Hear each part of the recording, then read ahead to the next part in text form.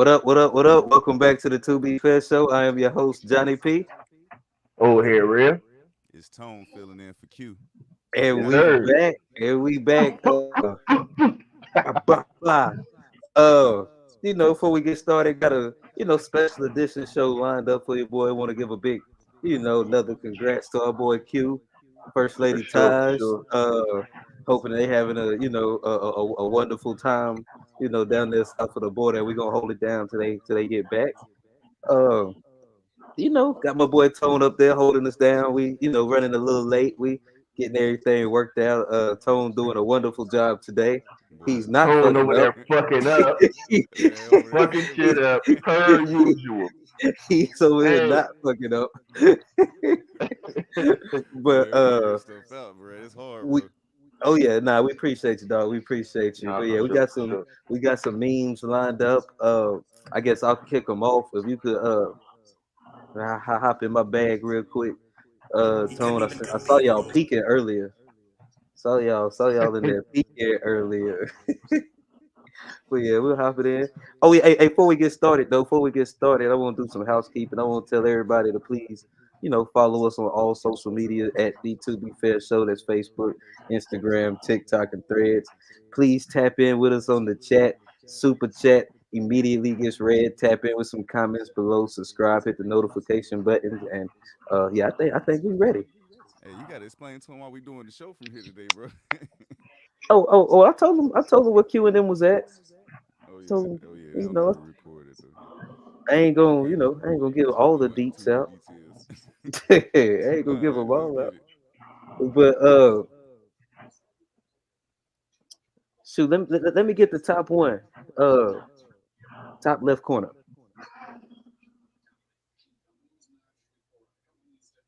I lied. I lied to over 30 million people.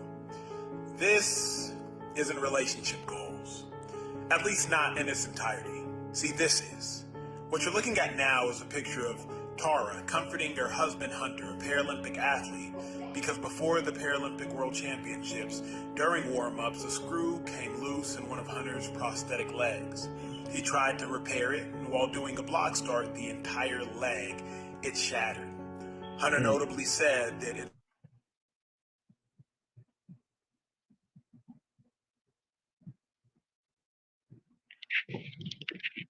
What up? What up? What up? Hey, well, wow, you good, Tone? And we lost audio. Lost audio. Well, I'll summarize it.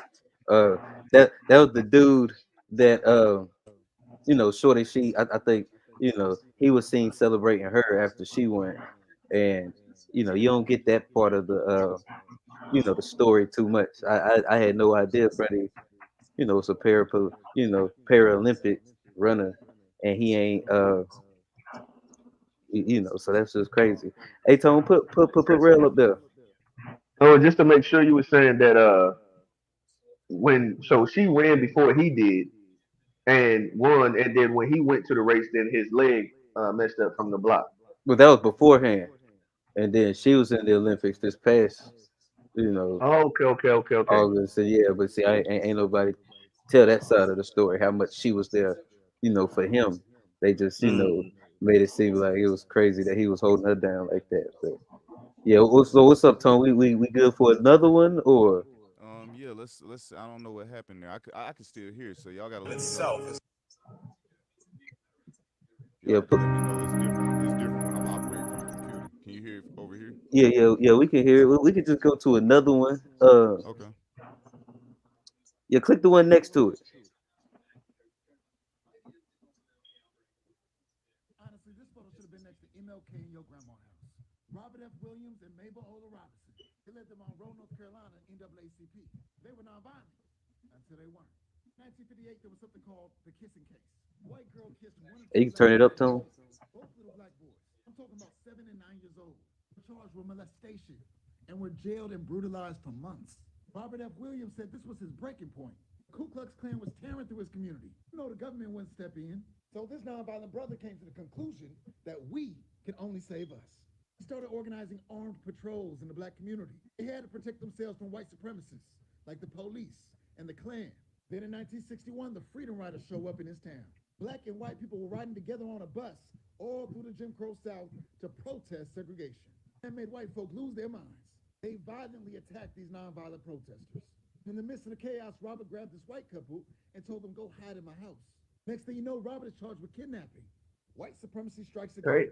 Robert and Mabel already knew what it was. He would have been lynched. So they fled Monroe and sought asylum in Cuba. That's where Robert F. Williams became a key figure in the Revolutionary Action Movement, RAM. That's where he continued to push for armed self-defense. He also expressed how the black experience in America was tied to colonized groups all around the world. But you ain't got to take my word for it. Read his book, Negroes with Guns. Honestly, this photo should have been next to MLK. I don't think we heard the beginning, but yeah, just play the beginning, Tone. Oh man, this is crazy, bro. Honestly, this photo should have been next to MLK in your grandma's house. Robert F. Williams and Mabel Ola Robinson. They lived in Monroe, North Carolina, NAACP. They were nonviolent. Yeah, that's the part I wanted to hear. Yeah, that happened right there. You know, not too far from the from the city, Monroe. You said from where? Now that happened in Monroe. My fault, bro. This y'all This gotta man bear keep with me, on. man. I'm trying to manage a lot over here. It's a different setup. No, we get it. You Man. got grace, brother. This is the first time we done, Oh yeah, done did it this way. that man You keep get some on grace on that. solo, keep on putting my face. Hey, but now we get it. But you can play that next one. But it was loud though. Okay, I'm gonna have to It's just gonna manage come in a that. little hot. So I don't know if you want to do something else. No, I got you.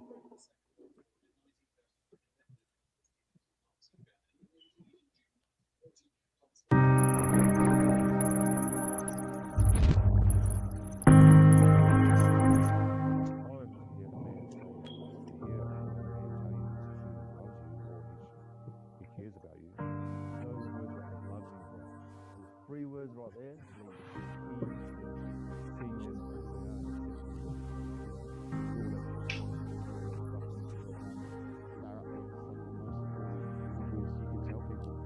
Important. I mean, so is the even with three words like proud of you, but I love you. It comes from the same place. To hear what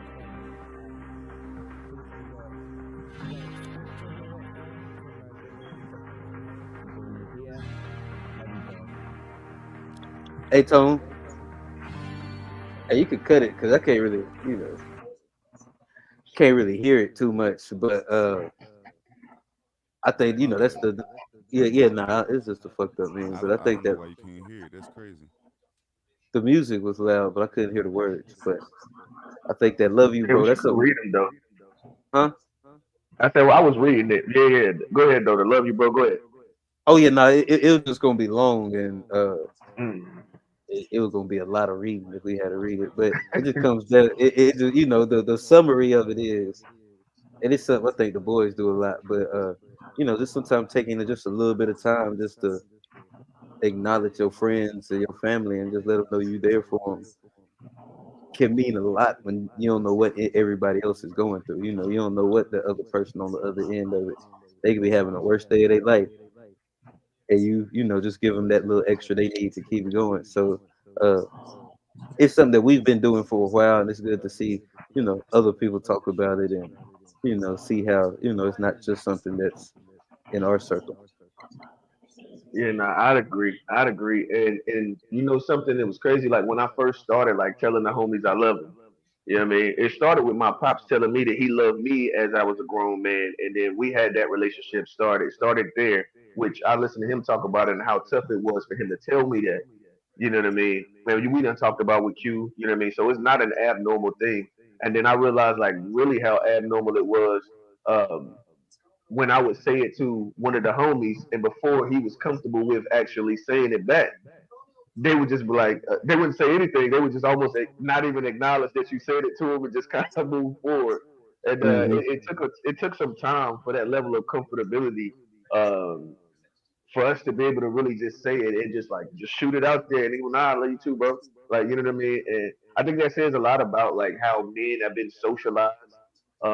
And I think that we're at a place where we're trying to grow out of these things, or like we use this a lot, but like breaking generational curses, so to say.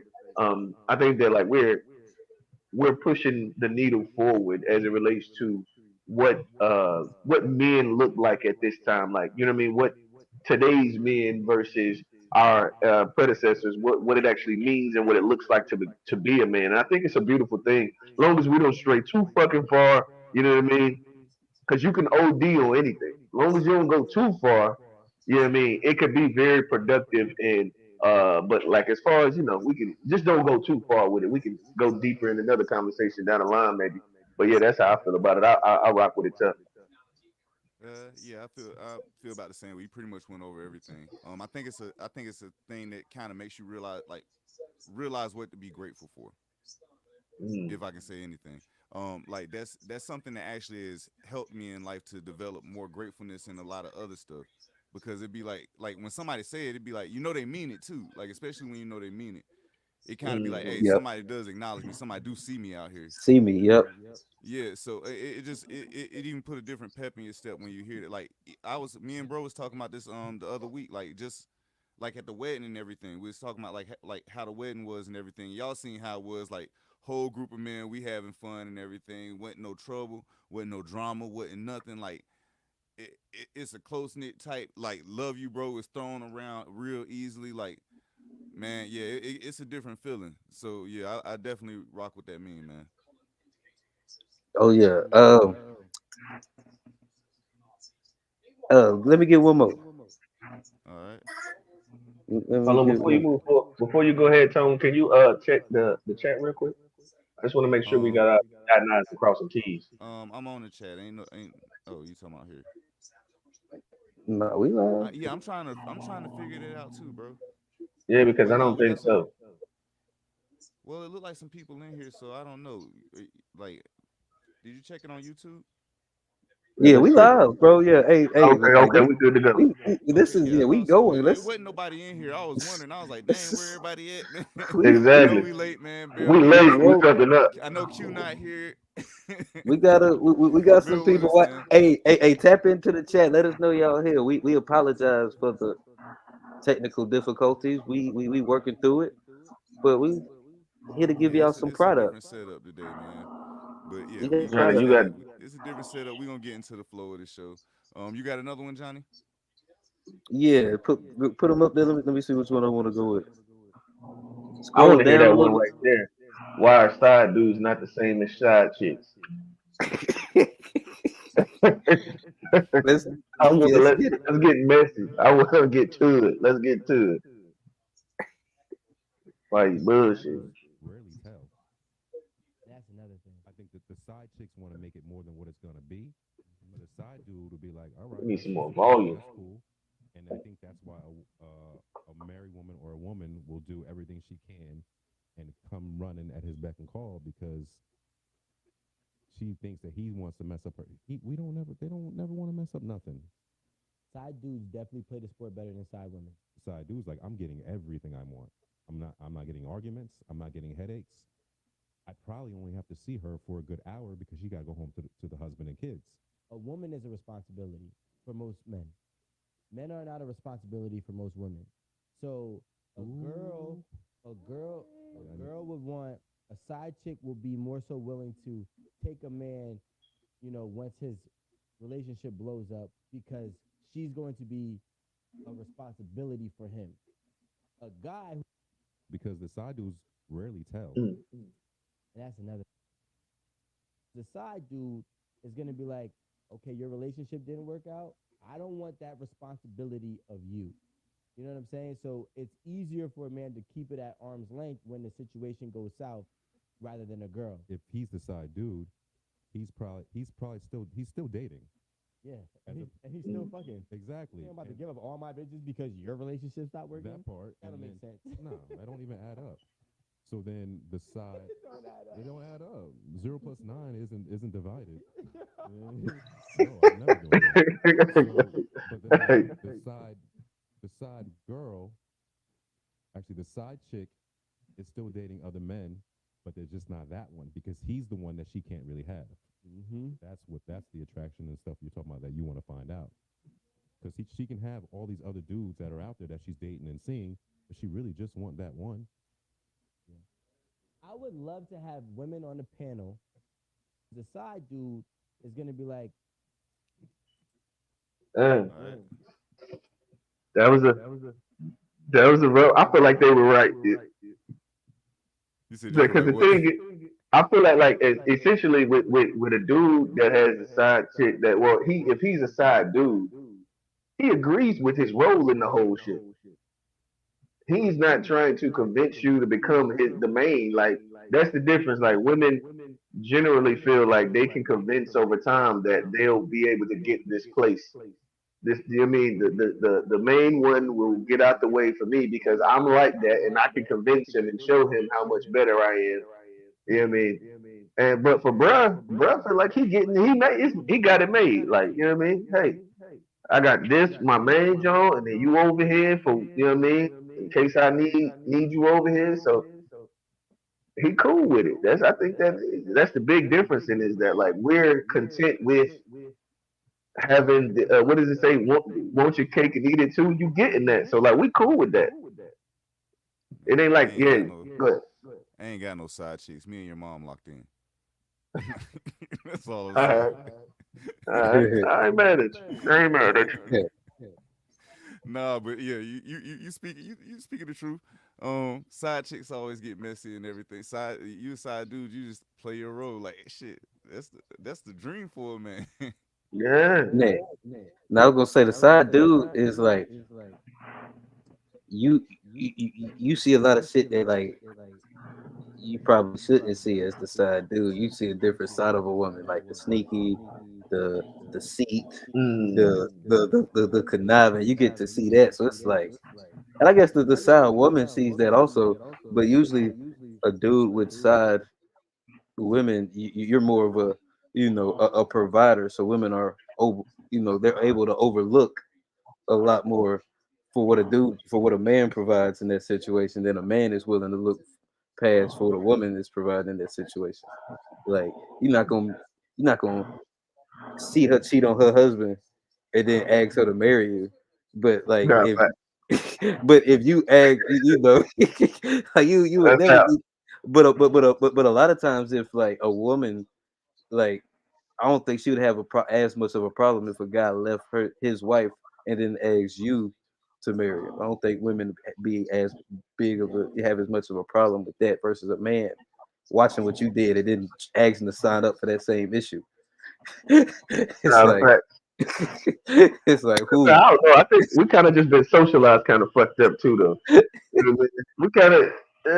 I be thinking, and then listening to like the idea of nigga be talking about what is it, exploring, or no, something your options. What is the red pill joint? Something Exploring your your explore. Is it exploring?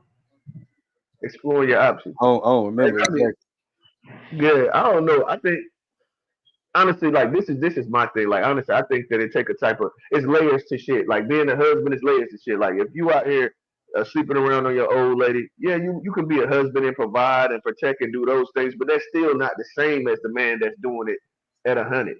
Yeah. You know what I mean? So like you don't get the same respect. So Hey, it's not hey, the hey, same. but let me ask you this. Let me ask you this, Red. Let me ask you this. Yeah, What is that? And this is just playing devil's advocate. I don't advocate yeah. unfaithfulness in the least bit. But like, what if you a man that's making? I'll be fair, 75K, and you faithful and you doing it at 100%. But then it's this man that's making 500K, Mm.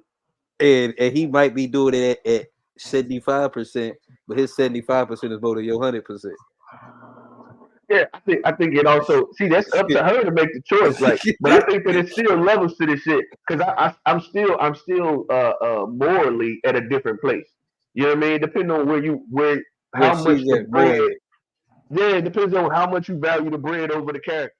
So like, if that's the What you case, say? then roll The with it. paper over position, position over paper, Hey, it's position over paper, position position over over paper paper. for sure, for sure. I gotta give me a position over paper shirt made. Nah, I'm gonna say. I mean, and I get it, but like but as that man who's at the 500K, it's like I think it takes a lot more character to be that at 500K than it does at 75K. Oh no, I absolutely agree. Now that is a fact. That is a fact. When you make that kind of money, bro, it almost like it take a it lot don't more really character. make sense to be getting married at 500K, bro. It Like take a lot more character you got to a be lot to that guy. lose. Yeah, to be that guy at 500, to be like, oh, I'm like, because you got options. It's like when you have those, like, if if you don't cheat on your woman because you ain't got options, are you really that good of a man? Versus somebody. Niggas try to get credit for shit that they can't even control. Somebody try to get extra credit and shit. You couldn't cheat no way. Yeah, Don't that is nobody hilarious. like do you That is get hilarious. extra points for that? Like, oh, who knows? Nah, that's called being. You got to be honest with yourself. And, you know what I mean? You know if they ain't checking for you, bro. It's been Yeah, something you've bro. been seeing for quite some You time. better, This you ain't better, you new. better, you better go home, bro.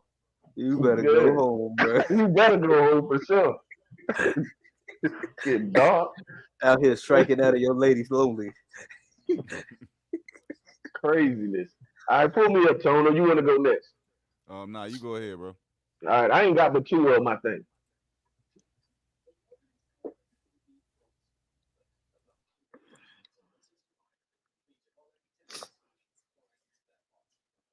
Oh yeah, start with my boy at the table with pops. This shit's hilarious. Make sure we got enough volume on it though. Shit's hilarious.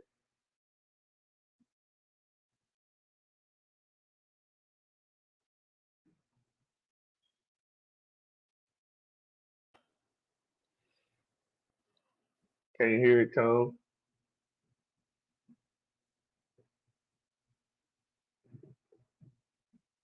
Man,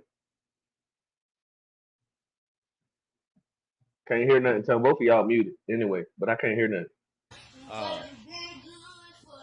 Okay, so this is the thing. check the chat in a second. I'm gonna make me a grilled cheese tonight, Lord God. Refresh and start it over, bro. That I'm not gonna eat this food right now, Lord. My turn. Here it is, Lord God. Me being the dairy, doing the best that I can. Sometimes I can't cook it, sometimes that I can, but I'm the only one that's paying the bill. But he keep on bragging and saying that I can't Wow. cook, Lord God. Why did he stay with his mama then, Lord God? Why he can't go and be with his mama, Lord God? In your name, we pray. Amen. Amen. Hold on. Read it from the top one more time, bro. My nigga, hey, young boy came in tough, bro. This shit was hilarious.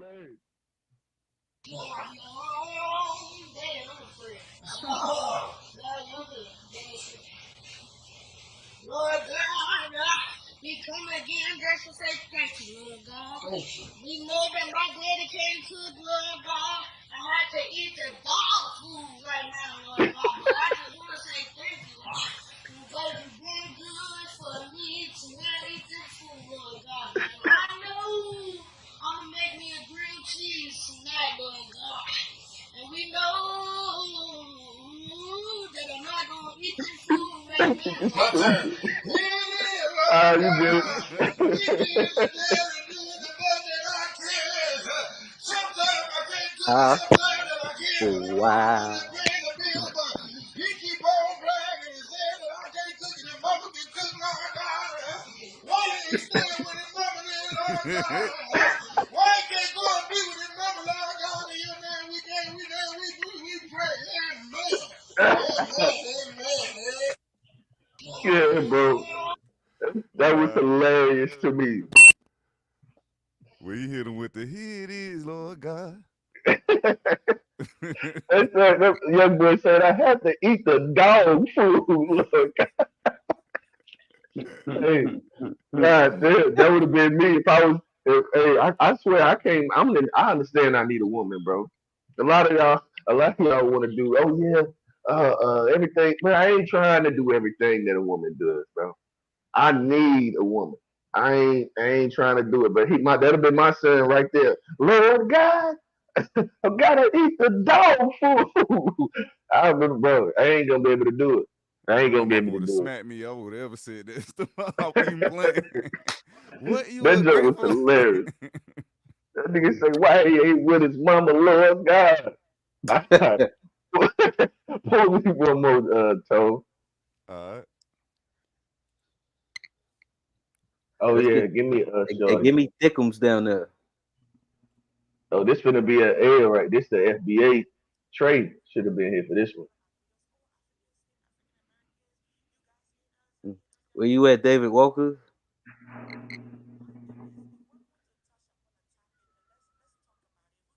I ain't got no volume, Tom. My bad. I'm doing multiple dudes. I gotta do something different. Can y'all hear Oh that no, I beat? see. Yeah, I Yeah, we can't. can I'm hear not it. gonna be able to do what y'all was talking about. All right, let's go. Let's start it over. A lot of people constantly comment on my videos. Oh, Africans hate African Americans. You guys hate us. Y'all hate us. Y'all hate us, and we don't know why. My thing is, if we're going to touch upon a topic, then let's talk about it. If we're gonna talk about it, let's go deep into it, okay? From my perspective and my experience, I believe what has broken that bridge between Africans and African Americans without disregarding or undermining that we are brothers and sisters. Same DNA, same blood, we were just separated by birth. That's my ideology. But I believe that what really brought in that separation was a lot of us came in this country as immigrants, thinking and hoping that we would be embraced, loved, help, guided by our fellow African American brothers and sisters. But it was the complete opposite. The bullying, the name calling, the just picking, even physical assaults actually came from African Americans. Many people will share the same sentiments with me. It never came from any other race, nationality, or any kind of group. It came mainly from our brothers and sisters, and that is a wound that has been very deep rooted, and I don't think it has healed yet. So from your perspective, whether you are African or African American, what do you think the issue stems from? And what do you guys think we can do to build this bridge again? Comment down below. A lot. What you thinking, Johnny? What you thinking, bro? Hey, shout out to the diaspora. To the That's it. diaspora. So, Just shout but out to the diaspora. nah, I mean, I think, hey, hit mute, hey, Tone. That You shit, don't like that, boy. nah, this shit fucking with me. But it's, I think I definitely think we got to work together, and I think it's tough when you move over here as immigrants to this community. We do that to each other also. So I think a lot of the crime and a lot of the pain we inflict on each other. So you can't take it personal. It's just you walked over into the jungle, and it's a man eat man world in that jungle, and it's tough. Yeah. Now you know the funny. Oh, go ahead. But I was just saying, like I can speak from experiences, like being someone. Hold on, Tony, you have to mute yourself, bro.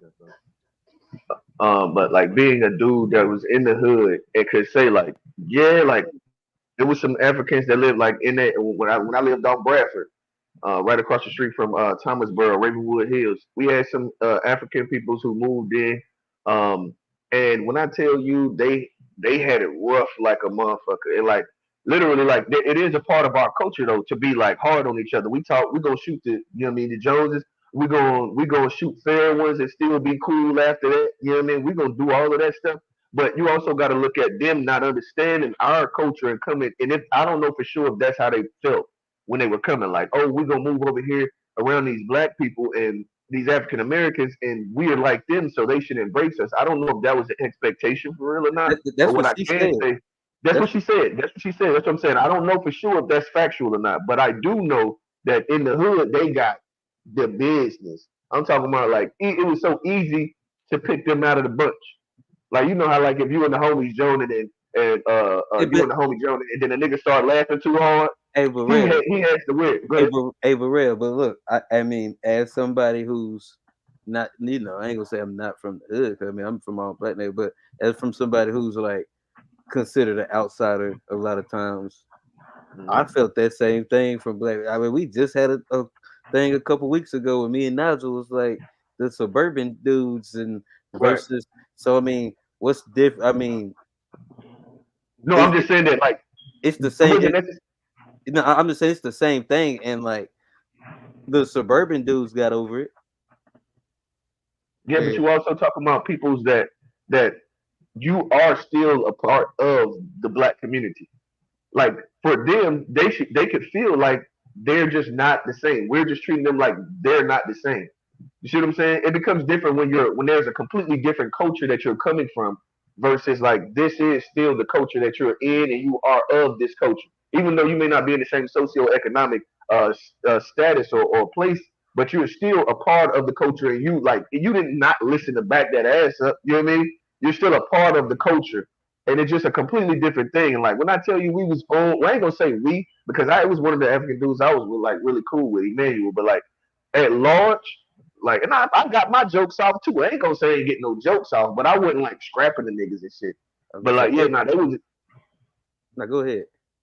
but yeah, nah, they definitely came into the neighborhood and became like the brunt of the all of the, you know what I mean, all of the shit. And they really, you could tell they just wanted to be accepted to a certain extent. At least the ones that I can't speak for all of them. I'm just talking about maybe like the 3, 4 families that moved into that one way in, one way out neighborhood. That's the only experience that I've had like close enough with them other than as an adult. I'm gonna tell you the truth. I don't think they was picked on any more than a lot of the other communities within the black communities. Like the nerds was getting picked on in the '90s, the gay folks was getting picked on, the Africans was getting picked on, and I don't think either one of them got picked on any more than the other one. So to still be sitting there using that as something to perpetuate hate years and years later over in a country that you came over to that you didn't understand the culture of and you thought it was one way, but then you found because they thought it was gonna be hunky dory. I'm sorry, it's not that way, but you didn't know what it was. Like you coming over to our country. The same as if we go over there, we can't judge everything we see because we don't understand it. It's not gonna be we can't judge it with the same lens. So yeah, I kind of feel like they I'm kind of on what FBA would be on this. I feel like So you want yeah, code? Yeah, huh? Yeah, I I'm said, on so you want code with code? on this one. No, yeah. only thing I'm saying is that like at the end of the day, that's even like the light skinned dude, right? So I'm not saying that we treated them any differently than we treated anybody else. What I'm saying is that the expectation that they had was what made the difference. They expected to come and be embraced if that's what they expected. If that's the expectation, and then they got what they got, then of course they would have turned and went the other way. That's the only thing I'm saying. I'm not saying that we treat them any different than we treat each other. Like we shoot, you know what I mean? I sit there and was loving your mom last night. So like I'm just saying, Oh, okay. you know what I mean? He had to get his. Yeah, I'm just saying.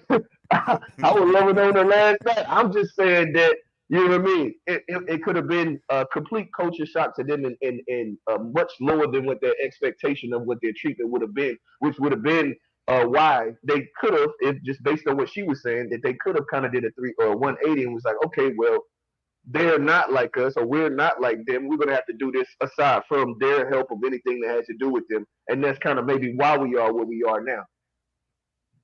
Mm, They not like uh, us. They not like us.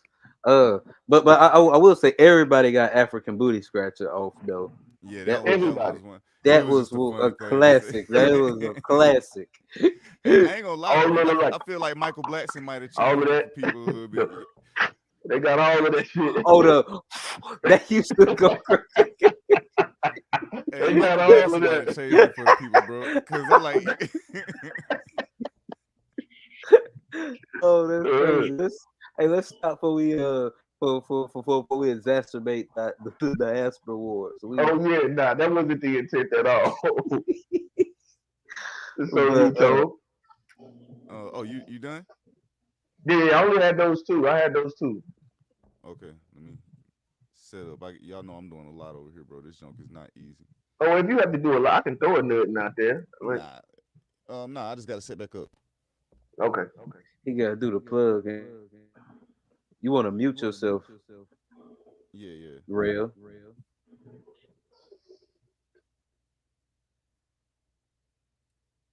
Let me see. I might as well start off with this. Was just funny, bro. Matter of fact, while we talking about Africa, this was hilarious to me.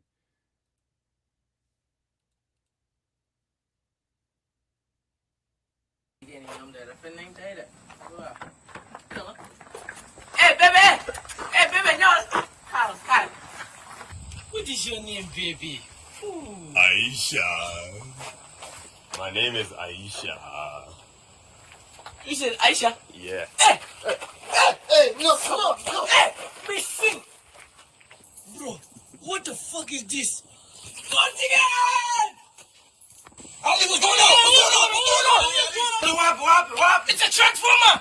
A transformer? Yes, a transformer! Is you talking about the ABC? Yes, the ABC! We will see today if you're part of the ABC community. Oh, man. Get him. I know you like. I just like hot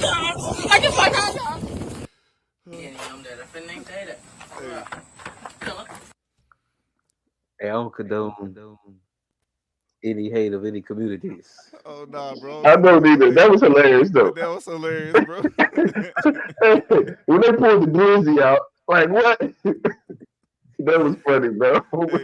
Hey, but that's how they do in Africa, though. They Exactly. well, that's what I've heard and I've seen, because they got some crazy laws in certain countries that are pretty bad. But it was funny though. I was like giggles in it. All right, Yeah, let's we're loosen not up a little bit. against LGBT. We're not against it. It's the wrong weekend for that, bro. Oh yeah, it is that. It is that. Yeah, Tone Oh, fucking up. boy. Bro, I just showed you the I thought it was a funny skit. Tone fucking up like they went downtown having a parade and shit. I just see our humor is kind of Fucking the up. same though. That's one thing about it. Around the world, we got a similar humor. All right, this one I'm gonna take a little bit more serious here. I ain't gotta play nothing for this. Lord God. All right, so the Republican nominee for Fulton County District Attorney in Atlanta promises to end the YSL trial involving Young Thug if elected. She is up against Fannie Willis. Oh, she ain't playing fair. My thing is, She ain't playing fair. yeah, She bro, ain't playing fair. bro. What's like? But why do they keep selling us on the? Yeah, we're gonna free Young Thug if you guys vote for us. Like what? Yeah. Yeah. We ain't more than that, bro. I'm saying. I mean, I'm sure it's probably a deeper policy of ending like a longer jail sentences than they have to be. You know, not having speedy trials, drawing. I'm sure there's more meat to the bone than just I'm going to, let out Young Thug. And like I say, I haven't heard about that till just now, but usually stuff like that, there's like a policy change that's going to happen in order to allow said thing to go Well, down. from my understanding, it's a RICO. So unless they're gonna do something about the RICO laws, That's probably what they're going to do. And knowing Republicans, they probably going to do something to benefit them. They're probably going to do oh, something. but that was at the state level though, wasn't it?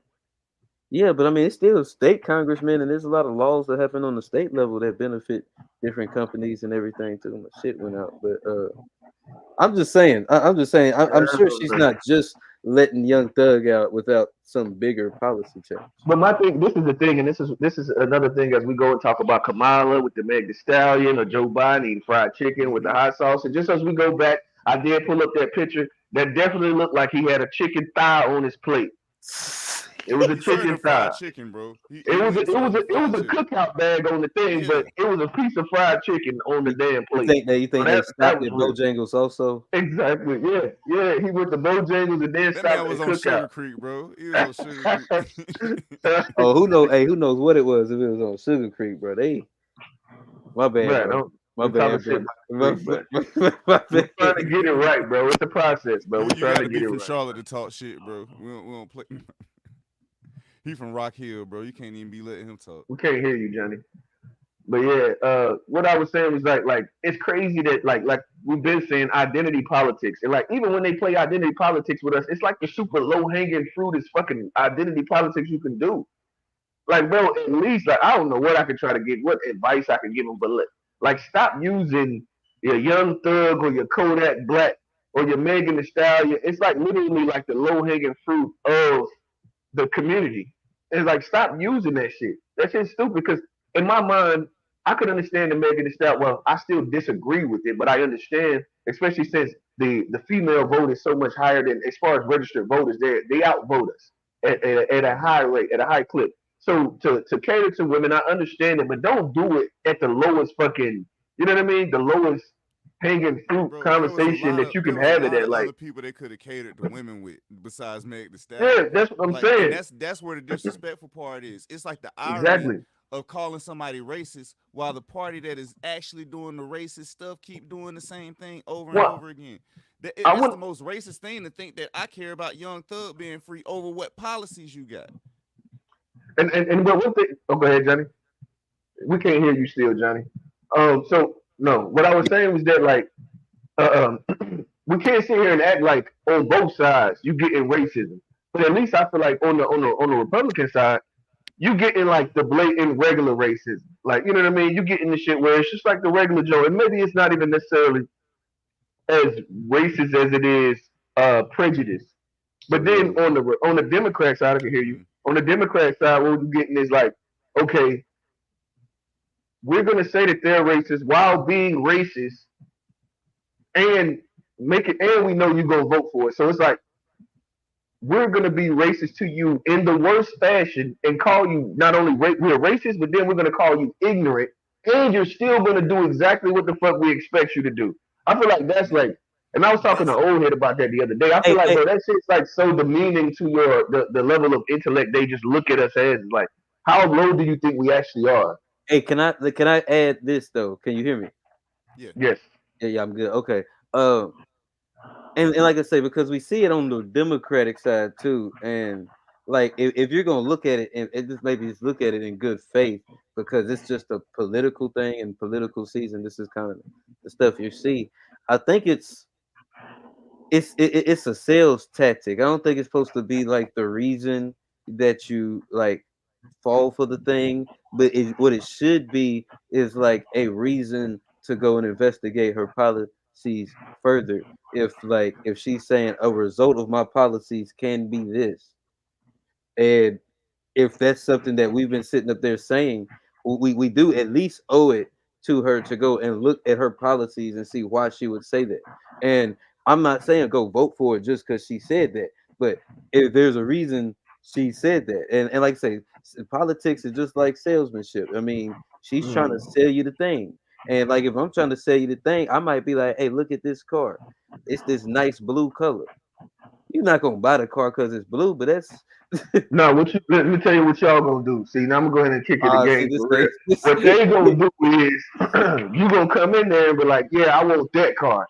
What they gonna do is look at your credit score generally and be like, well, no, you can't get that one, but you can get this one over here, and in 6 to 12 months, you'll be able to trade up and get the one that you want. But that's a fucking lie. That's what y'all niggas do. That's what y'all do. That's the facts. Nah, hey. That's the facts. Hey, nah, it's not. But we ain't got. We talking about. We talking about something worse than car salesmen. Now we talking about politicians. yeah. I think well, shit. I don't know. Y'all both about the same, though. They both got them shitting on the poor folk. We talking about. Hey, I don't never mind. But yeah, I think it's the sales tactic though. Honestly though, so I don't think like of course there's gonna be some stupid people. That's why they say there's gonna be some stupid people that just go vote for her because she said free slime, and like imagine if she said that exactly. Free slime at this motherfucker. That's what Kamala would have said. Oh yeah. But so I mean, like if I'm a politician and I need some votes, yeah. I do that, but and this is why I say that, because of my policies can lead to that thing right there. But think about like Donald Trump, but how has he won like all of that? He's played identity politics, so I mean it's an effective thing. He'll go and be like, I'm gonna build a wall. They come in here, and he'll go in whatever room he get in. He do the thing that's gonna get that room going. So I mean, if she in Atlanta running for it, the free slime, that gets the room, it's provocative, it gets the people going. It's like, so I ain't mad at her for doing that, because that's where we are in politics. You have to say the thing, you have to go viral, you have to get the moment. But the smart voter and what we should be telling everybody to do, what we should be focused on is digging deeper and see what the actual substance is there beyond that. I actually think there are a lot more smart voters than we give credit for, and I think them pandering Mm. is like to just to the low hanging fruit. Why is society always based on the low hanging fruit or the lowest thing? Like the, the people, like I don't know, man. I guess I'm just tired of us I being mean, and like you said, you nitpicky. got to look. I mean, she was probably asked a question. Like we don't know what. Like that's just the clip. Usually, You people right don't though. say this stuff in a vacuum. Usually, it's something that's pitched to them. It's a. She probably just didn't wake up one day and like get on Instagram and be like, "Ah, free You Young Thug." It you was right probably though. something that. To her credit, I did just see it and then share it, and yeah. So And I so, didn't research this shit. so we don't know. Like, and it'll get clipped and like it, and it's some smart people that they even fool smart people, and like it's some people that'll get fooled, but like. Mhm. And that's what I'm saying. We got to go back and look, and then once we see it, and it's like that's also a Republican candidate, and we're gonna be mad at the Democrats, you know, or if like we accept it when the Democrats do it and it's okay, then we have to accept it over there, or we're gonna be mad. We got to be mad, and just understand that's a part of politics because now it's on both sides, and that's just a part of the thing that's gonna happen. And I Mhm. think that's what we're at now because Donald Trump will walk in a room and be like, "Yeehaw!" if he was some Cowboys. Nah, fact, And so like fact. that's just how you work a room. That's just how you Oh like yeah. network. That's how you This is the Bro, I thing, just but thought it's the about Donald Trump idea. talking about his black people. Like, yeah, my black people. Like, Yeah, I think that the I worst got my part black about it guy is over that there. see, this is the thing though. Like, I think that we are at a place where we're actually like identifying the fact that on both sides they play off of the fact that they believe that we're ignorant. They give you the least amount of information as possible about what they're gonna do, and then the most amount of information about why the other side is fucked up. And it helps it so that they don't really have to tell us anything, and we still actually have emotional ties to either side. It's and like, the bro, crazy you part don't about even it, know anything, bro. Like what Ding the fuck is ding you? ding ding ding. Why do That's you? it. And what be pissing me off is that like you actually feel a way though. Like why do you feel a way? Like why we can't just have the conversation? You actually have an emotion that's like deep. It's like, bro, for what? This nigga don't know you. It to me, it's the same thing, or it's almost even worse than like people who care a lot about celebrities. It's like, bro, these niggas do not know you, bro. I'm not finna go to blows to get into a real serious conversation about whether Kendrick or Drake won the damn battle, bro. It's not that serious. I say what I mean, and we can have a funny conversation. But bro, I don't care nothing about them folk like that. What I'm in Hey, my feelings about it for? hey, real. I seen a meme. This one for you, Tone. It said, it said, but liking a politician is like actually believing the stripper likes you. oh man, yeah, yeah, yeah. The fact, the fact. That's exactly what it is. Exactly. Oh man, that's the same feeling too, bro. I just thought about that joke. Yeah, I thought this. So that's for me.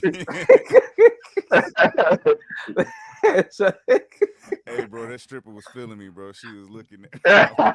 That's why I gave you the wristband, bro. Hey, that's bro, hilarious. bro, I ain't go back and do shit.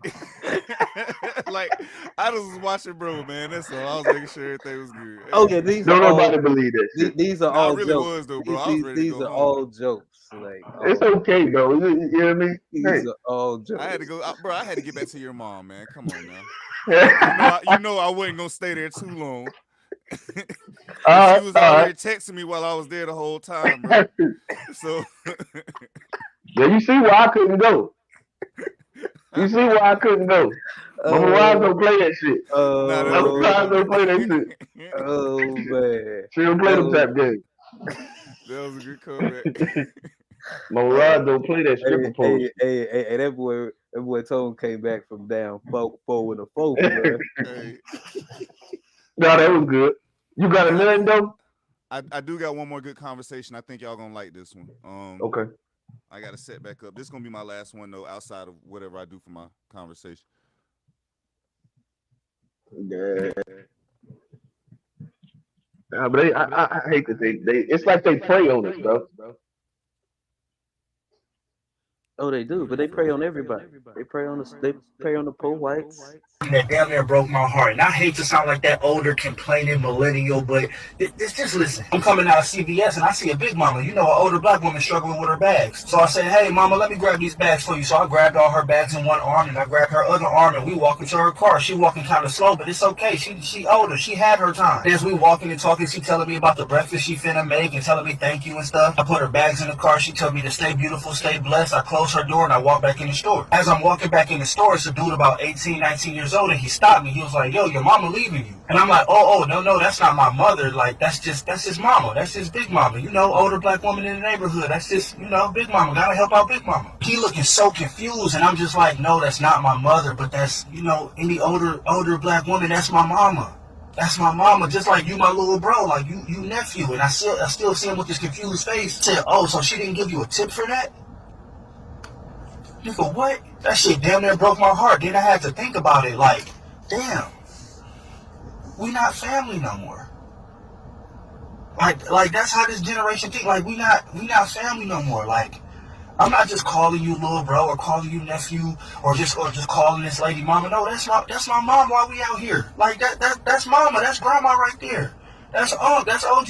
It's so crazy how things are so fucking different. Like growing up, like it wasn't even a second thought. You see an older lady, 80-something years old, struggling with bags, or she's trying to cross the street, or she's trying to nigga, that's my mama, bro. You make sure she gets to her next destination safe as hell. Like that's my mama right there. I'm not even using certain language in front of her, and she gonna call me son, right?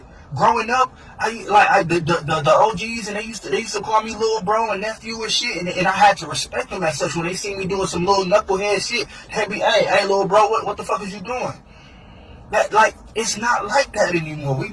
We not family no more, and that's crazy to me. And I should have tried to break it down to him and use that as a teaching moment. You know what I'm saying? But I was so taken back by why he was so surprised why I would call this woman mom and help her like that, and I'd expect a fucking tip. Like, what is wrong with you? Look, I don't know. That shit was just heartbreaking for me. I don't know. Kind of situation. Yeah, man. A buck. Nah, that's I mean that's sad truth, but yeah, now you see it in like a lot of the kids, and honestly, it's a scary thing too. Like because like the older I get, like. And like we ain't the old lady at the grocery store yet, but like we getting into the age where like and like the longer we live, we not them young boys no more, and that's not us. And a lot of these young boys are disrespectful. they don't look at us the way we looked at our pops and our uncles and like our brother. They don't. It's like it's almost no admiration there. I don't know if that's our fault or something we did or dropped the ball at, but it's like a scary time to be, you know, to have this skin because like it's one thing to fight them, but it's a one thing to come back and have to fight us too. And it's like if like back in the day, it would little bro, mama, you know, unk. Like the term unk comes from looking at your OG, looking at them people like you unk. And it's like if that ain't there no more, what do we have out here? It's like because the system ain't for us. If our community ain't working, it's gonna be for us. It's like it's a almost a hopeless situation, you know, or it could be if you choose to only focus on that. Unfortunately, I think our generation grew up a little slower than like some of the past generations have, and I think there was like a shift. I don't know, like it's just like it took longer for us to grow up to a degree, to where like we coming into the time where like our parents they was at that mentality kind of in their 20s to a degree. Like they still had some immature ways in certain things, but they still had the mentality of what they had learned from their parents to some degree that they were still teaching, where we didn't have that. Like our 20s and everything, where we was sitting there supposed to be paying attention to the kids more and probably spending more time with the kids. A lot of us were still focused on ourselves, and you know, you got a lot more stuff where you got time to be selfless now. Like you got social media actually now where you can focus on your own world. It's not a thing where you just meet people because you're out. Like you meet people because you want to meet them. So you're only meeting who you want to meet, only interacting with who you want to interact with. You don't have people who aren't like you seeing you do good things necessarily. But I think that's the problem with the world. Is like, Yeah, that's what I'm saying. That's the problem now. It's a yeah, like it's And like if you go ahead. before we move too far away from what Johnny, I don't disagree with anything you said, though, but it was something that Johnny said that I wanted to kind of go into. Um, I don't believe that you should expect a government or any governmental entity to do anything for you if you don't have a community, because you're not collectively asking for a damn thing. hmm So how do you expect for them to actually do anything for you when y'all don't even give a fuck about, like, literally you don't have a community? So y'all not collectively asking for anything, and even like just asking it enough. And we already know that I believe that lobbying is the only way. But like I or think that it's or like, or bro, or violence.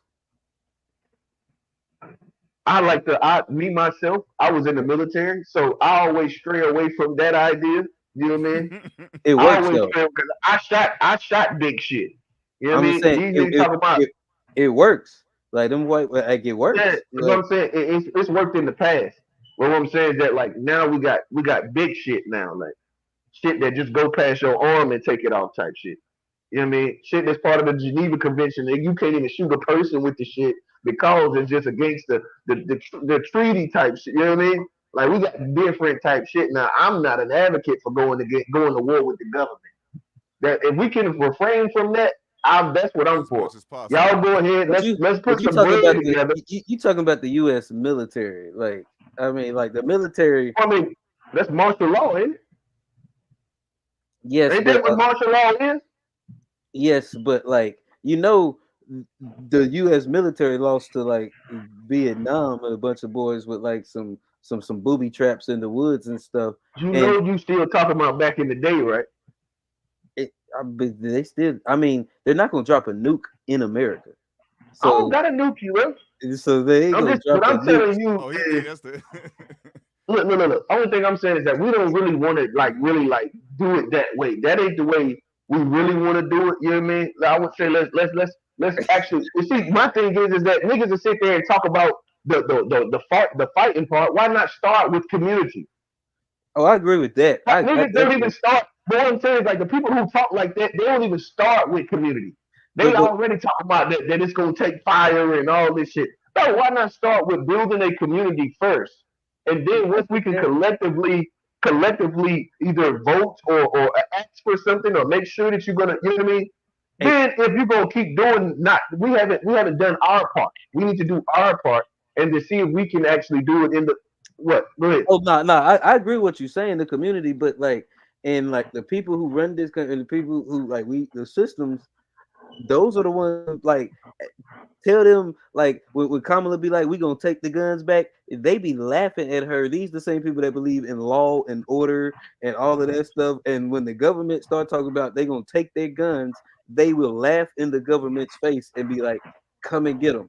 So like like and they're the ones that's been making this system, and that's how they think. So I think there has to be some kind of benefit in thinking like that. If like they're saying even if the government turns against it, but and I'm not saying they're right or wrong, but there is a certain power in arming yourself and coming You're together saying in two that different things, though. I'm not saying don't arm yourself. What I'm saying is don't sit here and act like what we gonna go to get what we want is to go to war with the government. No, no, no. That ain't what they say. They said if you coming to take our guns, then you gonna have a fucking problem. was Now I agree with that. it's about protecting yourself with arms. Yeah, but what I'm saying is, yes, get your gun. But at the Okay, end of the yeah, day, the shit that they got, you know what I mean? You at least want to be in mass with guns because we as civilians there are more of us than there are of them. So we that's want what to I'm have saying. numbers. We want That's to what have I'm numbers. saying. So I believe that everybody get together. But what I'm saying is I don't think that the idea of us looking to uh, be violent against that's the way you gonna get what you the way you gonna get reparations is go and blow up some Oh shit yeah, and yeah, yeah. keep your guns and let's start up. Man, if y'all don't shut the fuck up, No, I yeah. Let me tell you make what that you want clear. to. I will speak to what It's not Johnny's about saying being though. offensive with the violence. It's not about like you're not going to take anything, but you have to be able to protect the gains that you get. I will say this though, Johnny, like to what you're saying, Like there hasn't been any movement that like successful movement really that didn't like start out of violence. Like as far as like a change in regimen or a change in something happening, a lot of it does start with violence, unfortunately. That's all I was about What to I say. would ask you I though, mean, Johnny might be right. what I would ask you though, Tone, are you prepared to actually live what you're talking about though?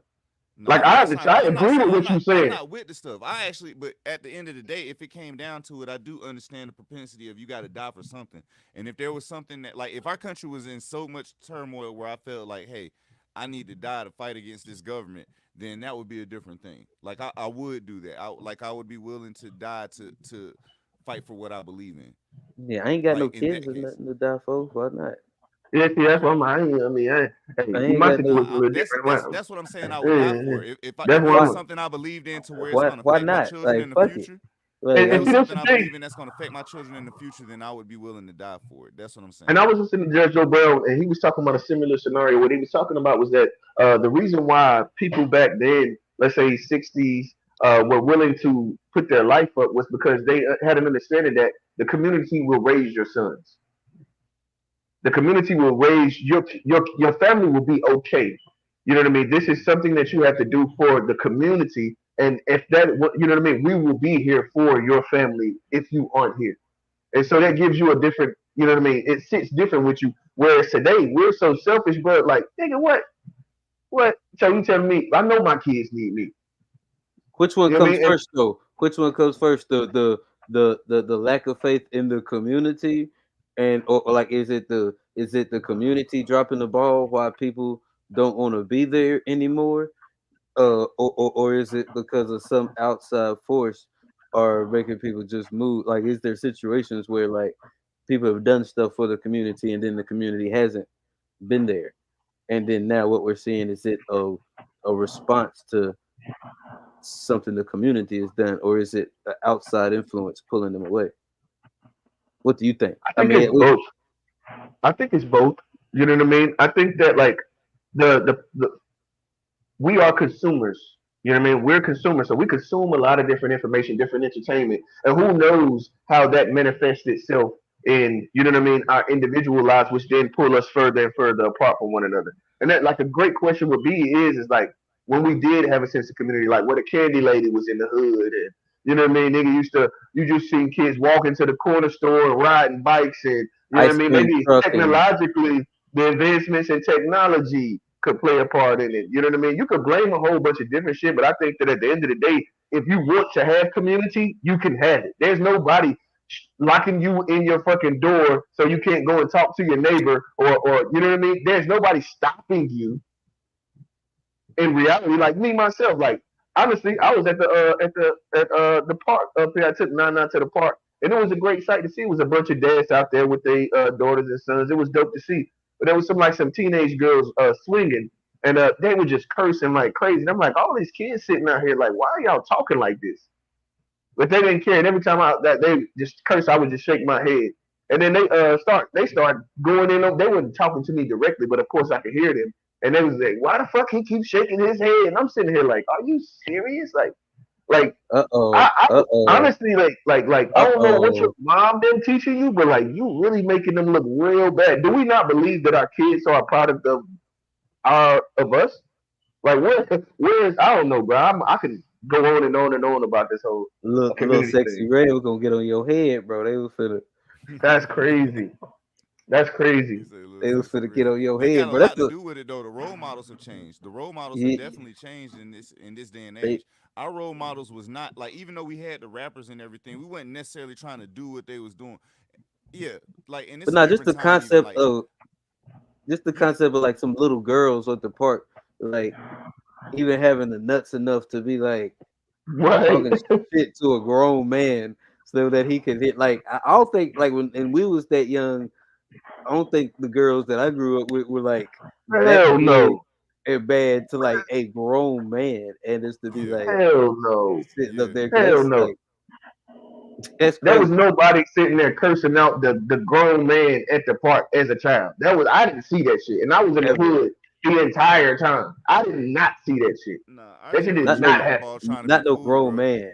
Not no And I would tell grown you man. too. Tone called me out that day too. I ain't gonna say called me out, but he gave me a bit of information or some information that I thought that made sense. It's like at the end of the day, what we're doing is I could have went and possibly, and see, I don't think we have any faith in our youth at all either. And that I'm saying we, and I was thinking about myself as well because of the fact that like I could have went over there and asked the little girls like, you know what I mean, it's sweethearts, y'all see, we got a lot of kids out here. Do y'all mind not cursing so much while the kids are out here?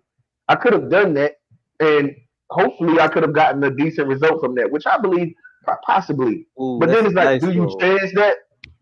And it's like I'm saying, like we have no confidence in the kids. We Yeah, have no confidence in. I will say it's not even that we don't have confidence in the kids. When I gave you that advice, and I remember saying that now, but when I said Mhm. it, like since then, I've seen some other stuff that's like I hate to say it, but my faith in my community is not where it was at one point.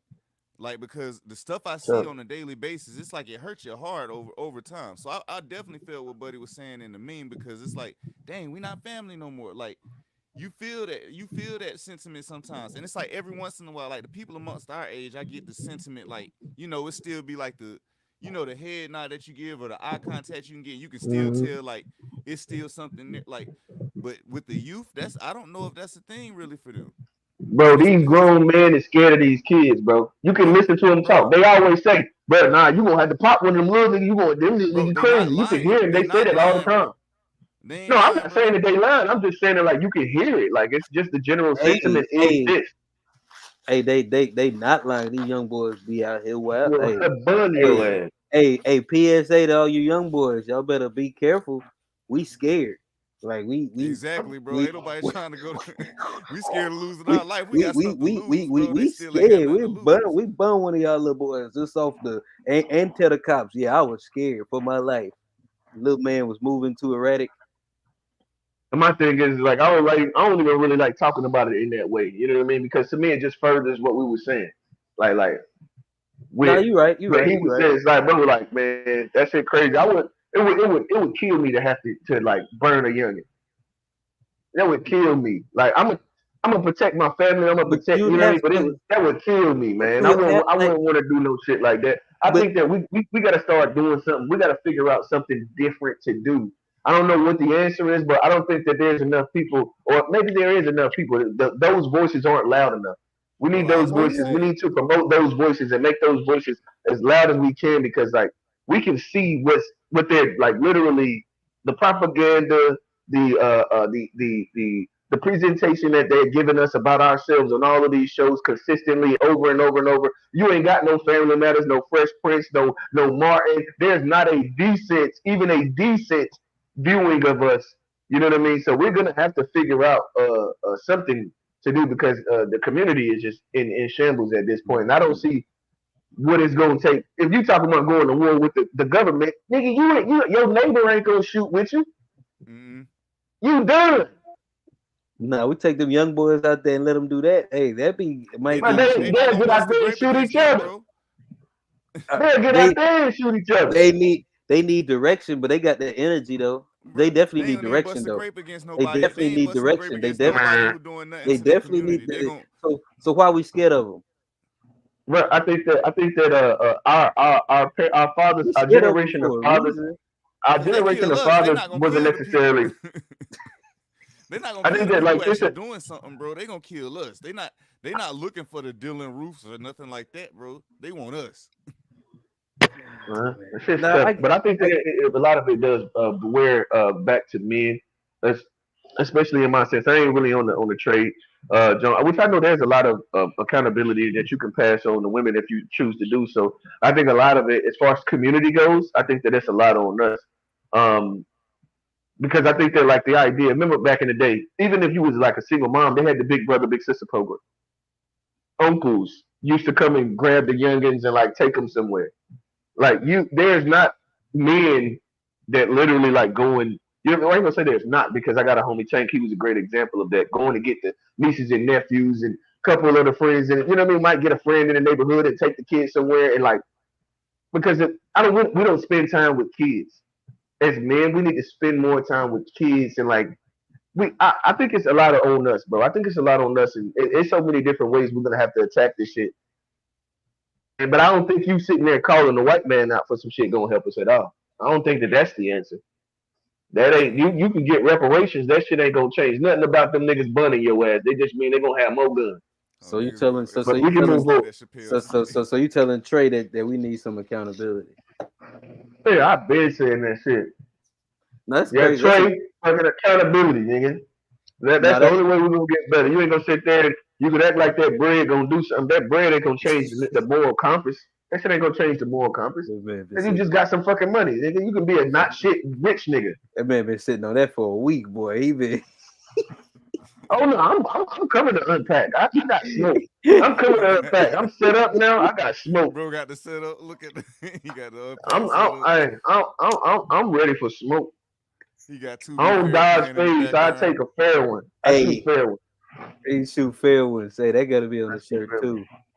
Yeah, nah, that will be cold. Nah, I shoot fair ones. I shoot fair ones. Hey, is y'all writing these down? Write that one down.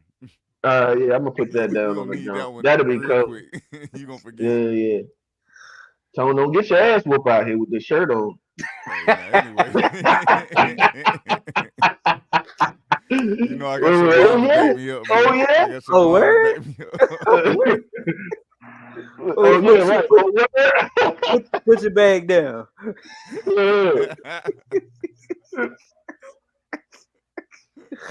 I'm walking around in South Park with that shirt on. I ain't going down. I ain't calling with you. He said he going to South Park with that. What you got something else for us, Tone? Or we nah, I'm done with mine, bro. I can I see. get a good clip to go ahead and jump into them. Well, shoot, who going? I think we should start with Johnny.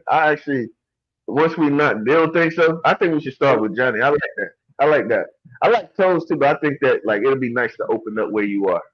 Yeah, I mean, well, I need to explain mine a little bit because I'll throw my question out there, then I'll explain it. My question was, are we voting with our enemies? And it's almost a two-part question because you got to first kind of,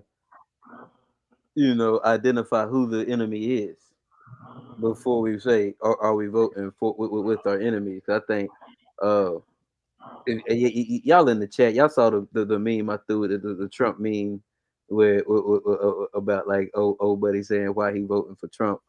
And there's a lot of black men that are kind of on that same ticket because we don't want to vote for the Democrat.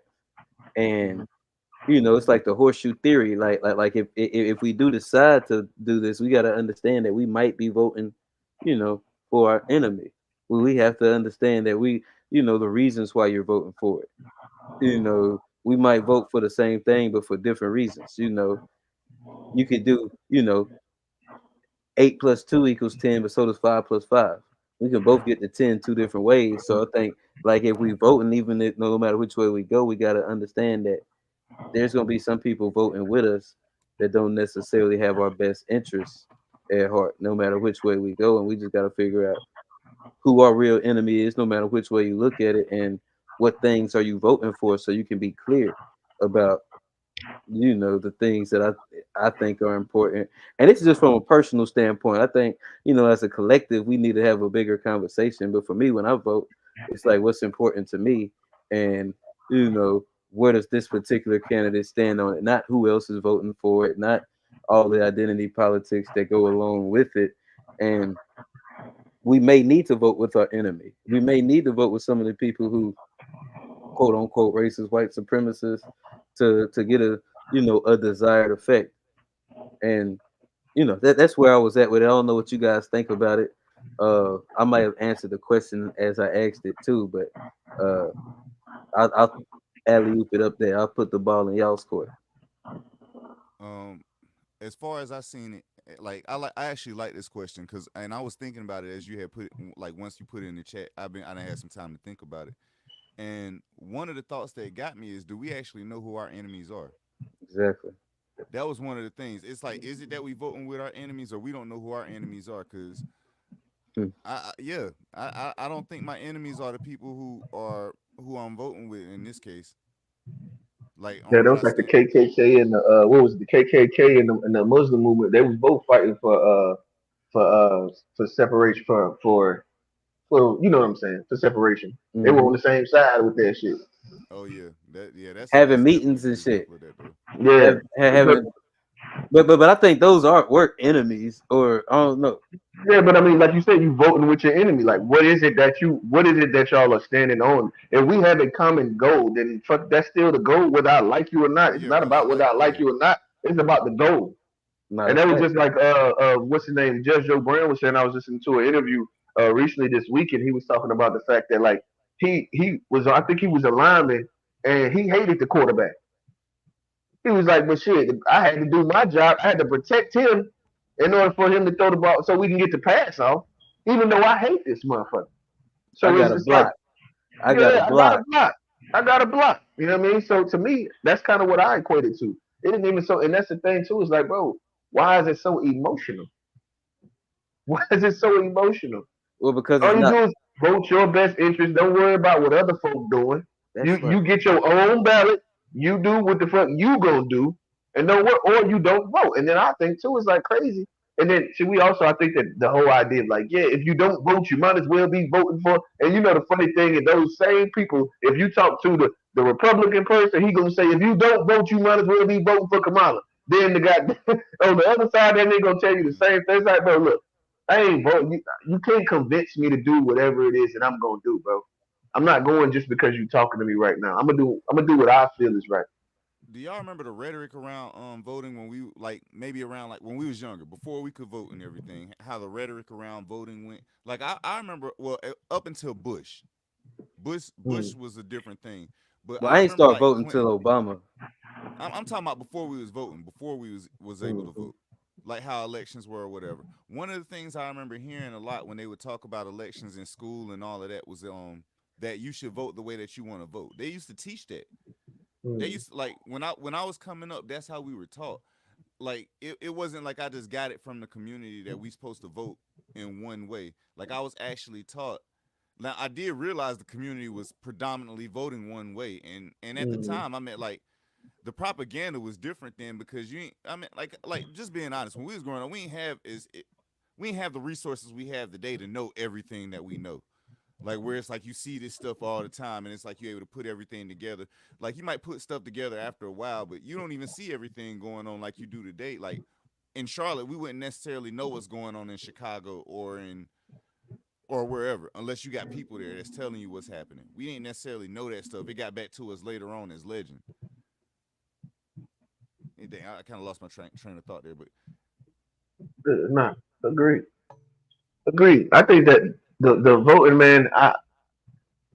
If you pay attention to both sides, and this is what I was telling my pops, it's the you really see how much of a circus it is when you listen to both sides.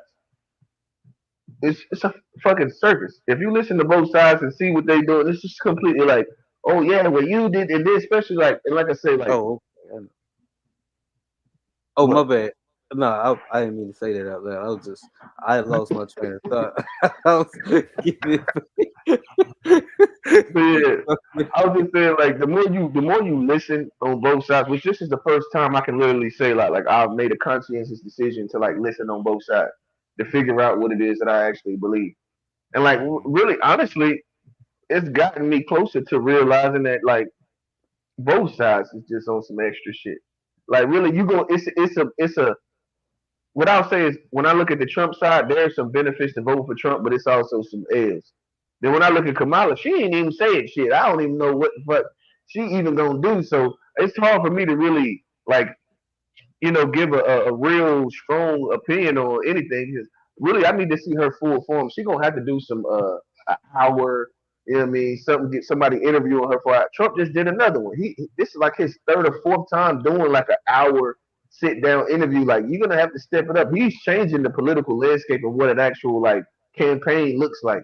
He's definitely changing it because we ain't seen no presidents too many times just sit and do it. You might catch a Breakfast Club interview, you know what I mean? But like you said, he's sitting down multiple times on this trail, and he's just changing the way the game look. So it's gonna be something to watch. Can I throw something in there? You said something earlier, real, about why it gotta be so emotional, Mhm. and it's because it's not logical. It's because we not. It's because we not voting for a best interest. Like we're clearly not doing the logical thing when it comes to like as a collective. What's the most effective thing like for a collective to do when it comes to like using and levying political power for your best interest? We're not doing the logical things. Like the like if they gave you a rule book to America and they was like, this is how you play the game. One thing they'd probably tell you is probably don't vote for the same political party for multiple generations because you're gonna probably Facts. wear down your voting power. You're gonna That makes water it. sense.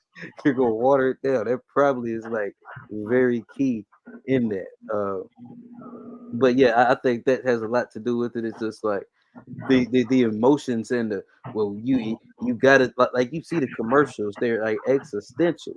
Like we're worried, like we're so scared of this could be the end of democracy or such and such is going to happen, and then it's just the fear. Fear is the greatest motivator. That's why like a lot of times your parents ain't have to whoop you. They just show you that belt. Facts. They My mom just used to show walk around. Hey, mom used to put that bitch around her neck. Goddamn it, walk around with that motherfucker. We knew what it was hitting for. so We like knew what it was hitting for. See them strong eyes. They had that mother wrapped around her neck. They so get to so walking around. Go ahead, my so bad. so so so fear. No, you absolutely right. Fear will get you to do a lot of things that like aren't logical. You know that you know aren't the best interest, but you're doing them because you scared, and Mhm. that's why you hear a lot of the rhetoric. You hear the big strong words is because they need you to be scared. And yeah, I think that's it. Or they need you to be mad and sad. Like they need you to be a lot of Mhm. different things, you know. But Yeah, they use not to that go to to control the conspiracy vote. theorists, but yeah, that's exactly what they do. They make the problem and then they come with the solution, like they're the solution. So like that, it gets on my. It's the same script every time though. They sell it. They cause the problem and then they say, hey, this is a problem, so we're gonna do this for a solution, and ain't nothing y'all can say about it now because you see that this is a problem at this point.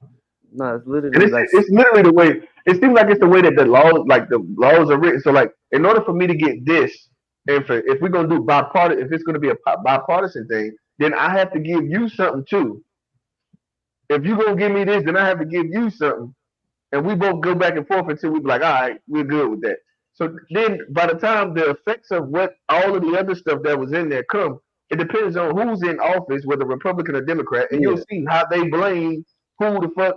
Oh, and then they just act Hmm. like, oh yeah, no, Hey, it's the real. immigrants. It's Hey, their real, fault. and here's the nasty part to that is it don't be none of the political stuff, and the real reason be it be the same people that's selling you the food that cause cancer, selling the cancer medicine, Selling and they and, exactly. Hmm. and they run the politicians, and that's the nasty game about how it really works. Is it's like the politicians are even they're not controlled by that vote, they ain't controlled by that voter demographic, they controlled by that almighty dollar bill, you know, and God we Facts. trust and that dollar bill tell them what to do. And hey, look, you'll win if you do this, and that dollar Hmm. bill will make sure they win. So, uh, the problem, I mean, the politicians are the ones we can point at, I guess, and I guess if we get the right ones in there and they have the right motivation and the right willpower, they could maybe change that system. But a lot of them get there and I don't believe it. they're benefited by that system, so they don't change it. And I honestly believe it. Like the important people is the ones we can't see. It's the people that you can't. Oh, that's such and such. Yeah, the niggas that you don't know. If you seen them, you wouldn't even know who the fuck they were. Those are the people that's running shit. you be These behind them. people, they, You they be give us a behind them at face. Harris Teeter. Right, right. And brother be here too. You know what I mean? He ain't gonna look like money because that ain't the coach. You know what I mean? You might be sitting there. You Run wouldn't even all know. this. I run all this. Yeah, yeah. And we would. I think that honestly, I don't believe. And I think that kind of goes into Tone's question, or a little bit into Tone's question. What would you say? Yeah. Now I was about to say that's exactly what I was about to say. It kind of do go into my question some, but I wanted to finish discussing this first, so I wasn't gonna go there. Like, No, Okay. I think we done beat it up. I mean, I think the thing is we gotta identify our enemies first to know if we vote, and then we gotta identify if it's beneficial to vote with them or not. And I think we have been voting with our enemies for a long time. We've Not been really. we've been voting for enemies of real progress, enemies of keeping us stagnant, enemies of keeping us victims. I think we have been voting for that for a long time. I ain't saying voting for the other side is not voting with an enemy, but I think we have been voting with our enemies, and I think we just gotta take inventory of what we need and decide what actually matters to us, because it will probably be doing it either way. Honestly, at Mm. this point. Yeah, no, that's a fact. Might as well, like they like to talk about the lesser of the two evils. Well, let's just actually identify it then. And Which I'm not saying I disagree with what you're saying, but let's actually identify which which one evil is the pay lesser. more? Which evil Right. pay more? Exactly. Exactly. Yeah. All right, so we finished with that one. I guess we should push it on up. Okay, I had to find. Who found the box, Johnny? Nah, I'm saying we boxed the topic up as a whole. That's a Okay. a collective box. Well, I'm gonna go into this one. I gotta switch over real quick.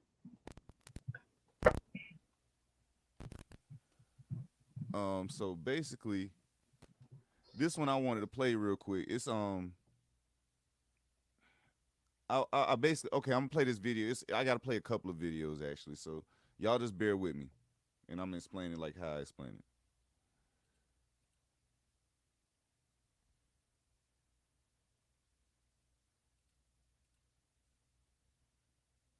Ah, shit.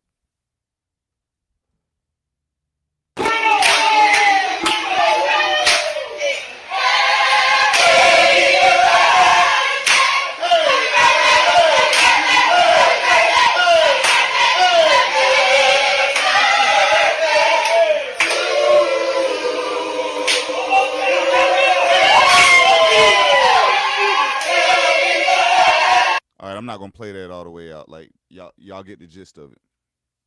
No, I'm gonna go to two more, and then I'm gonna explain where I'm going with this. Before y'all start calling my radio show and DMing me, talking about why you ain't asked no hard-hitting questions, that ain't what this is. I'm throwing a lob. This is an alley-oop for a dunk, because this administration needs to get the word out of what they're actually doing and what they're actually accomplishing, so we can stop all this foolishness about what you're doing for black people. Can't nobody come out with no agenda and call it this for black people and expect to get in the White House.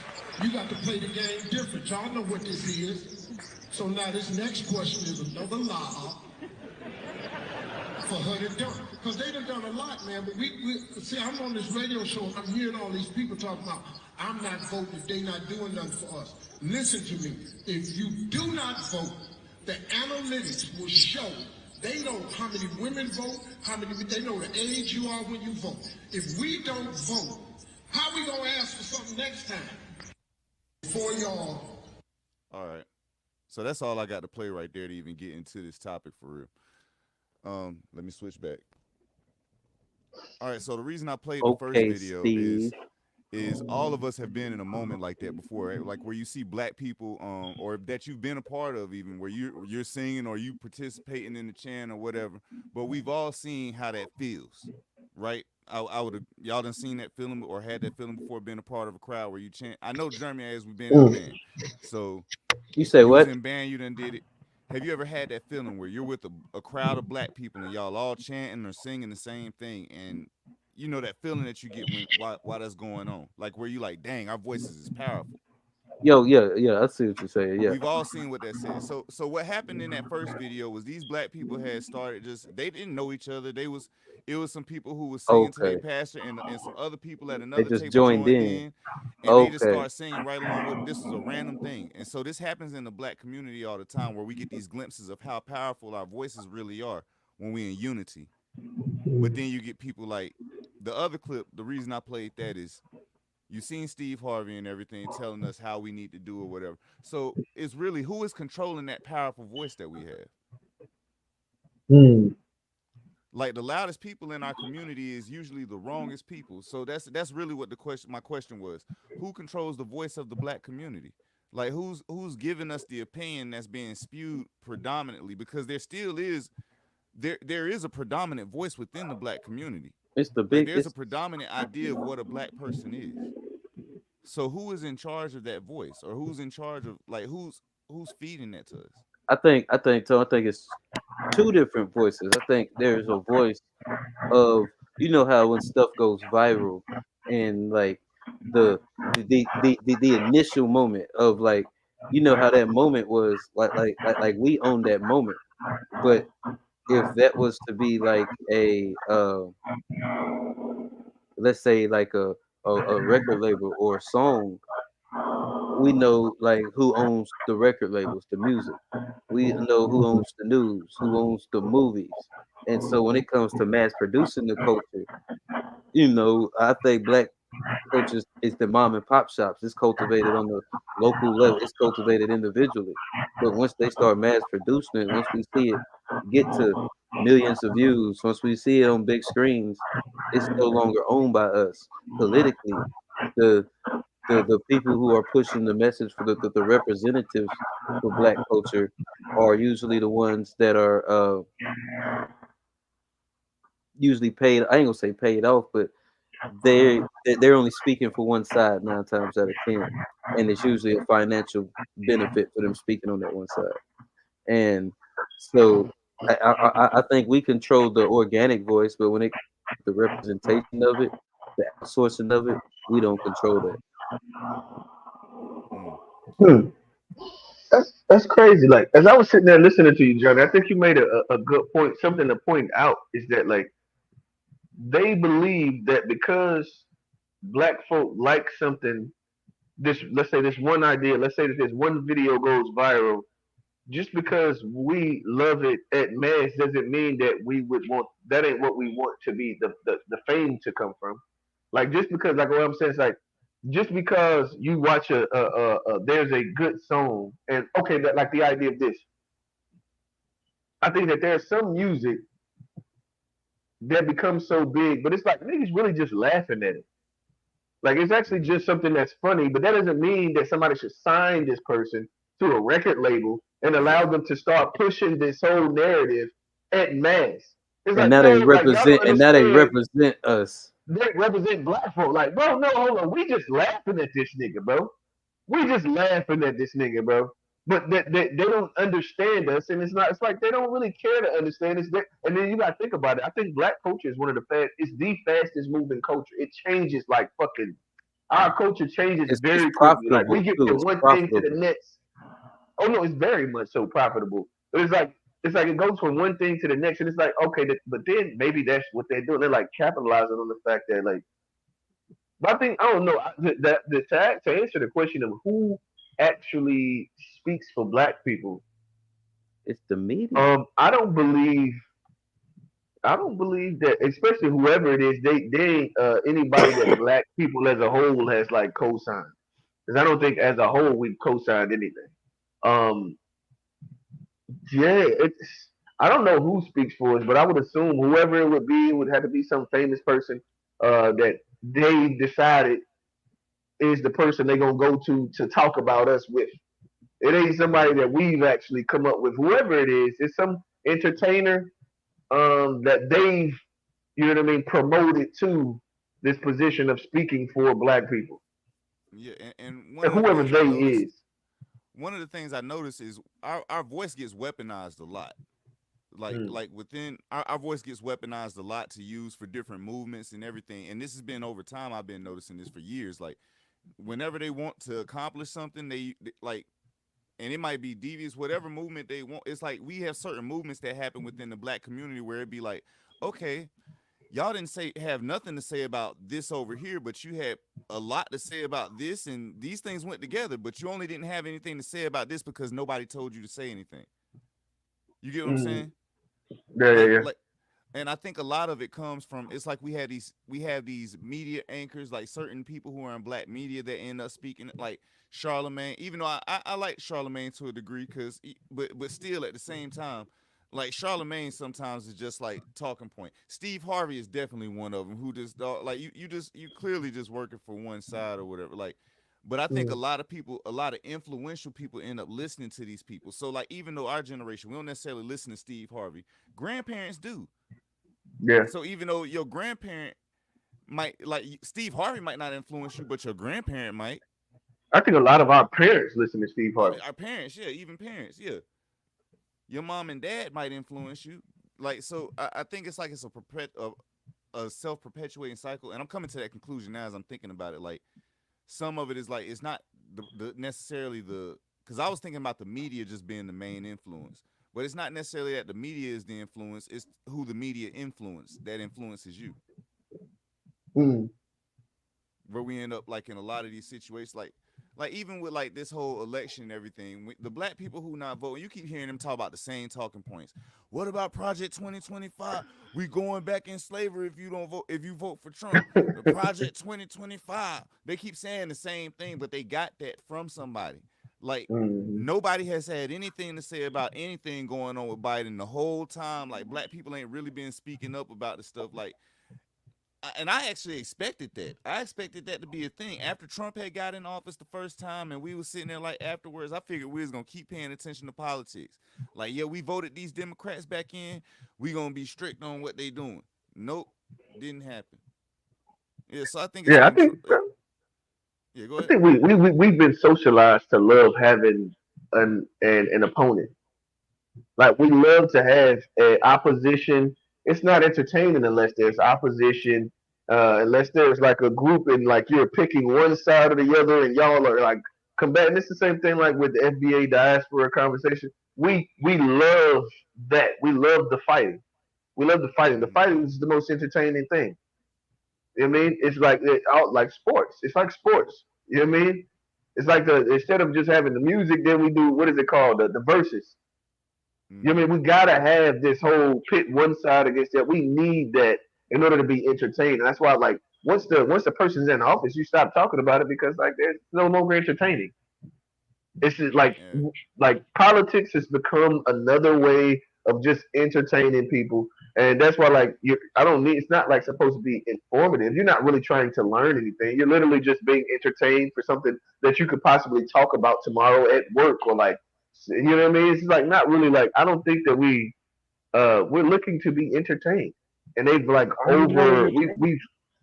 we've OD'd with entertainment at this point.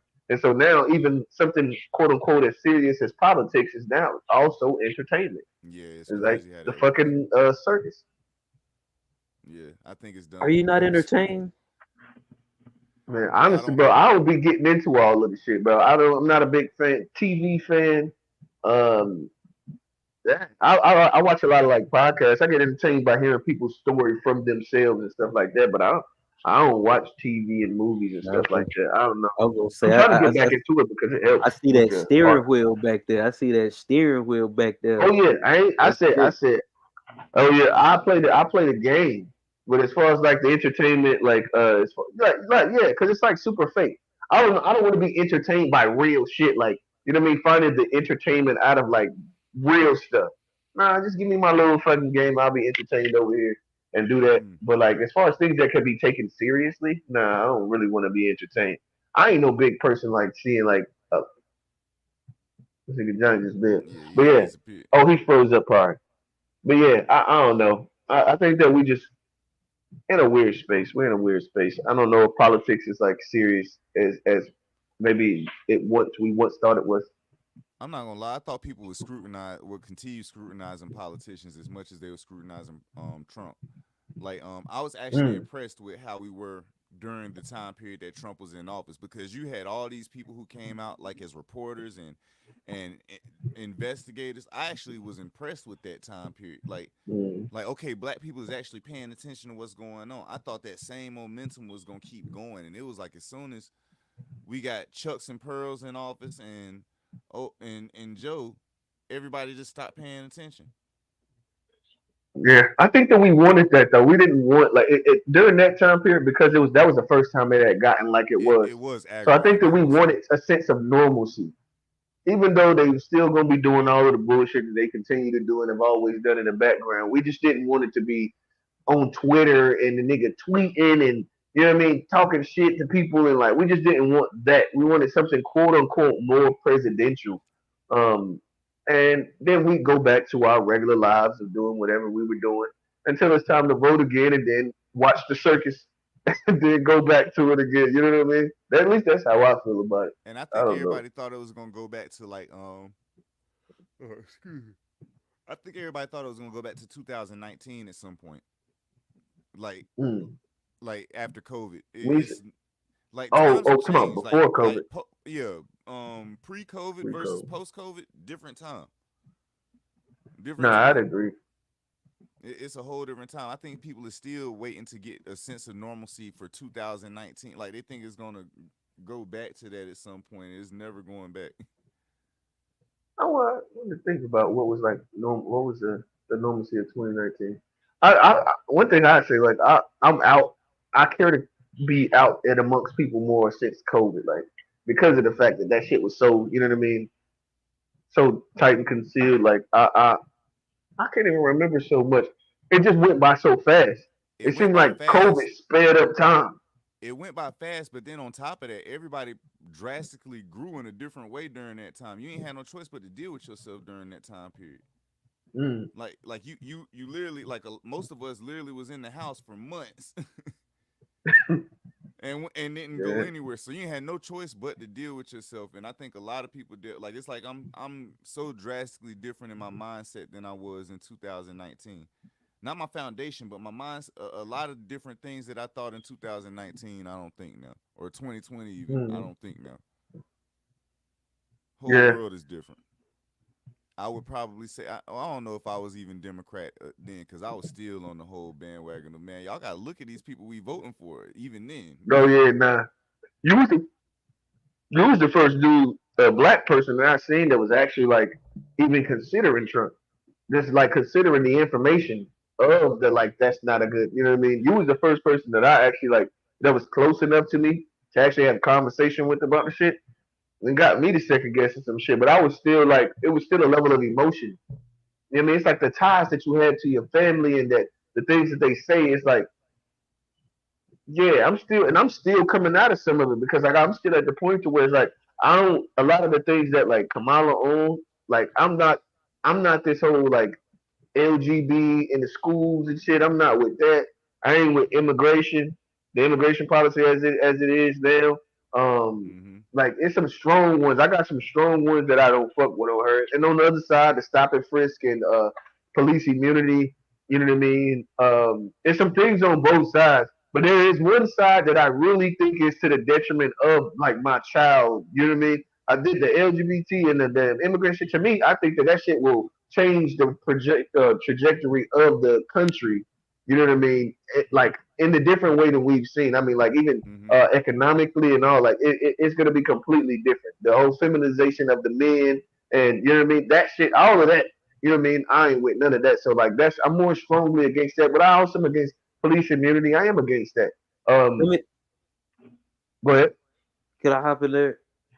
Uh, I mean, I think this is why it's important to look at other candidates, third party candidates and stuff, because like I think it's stuff on both sides that's hard to live with.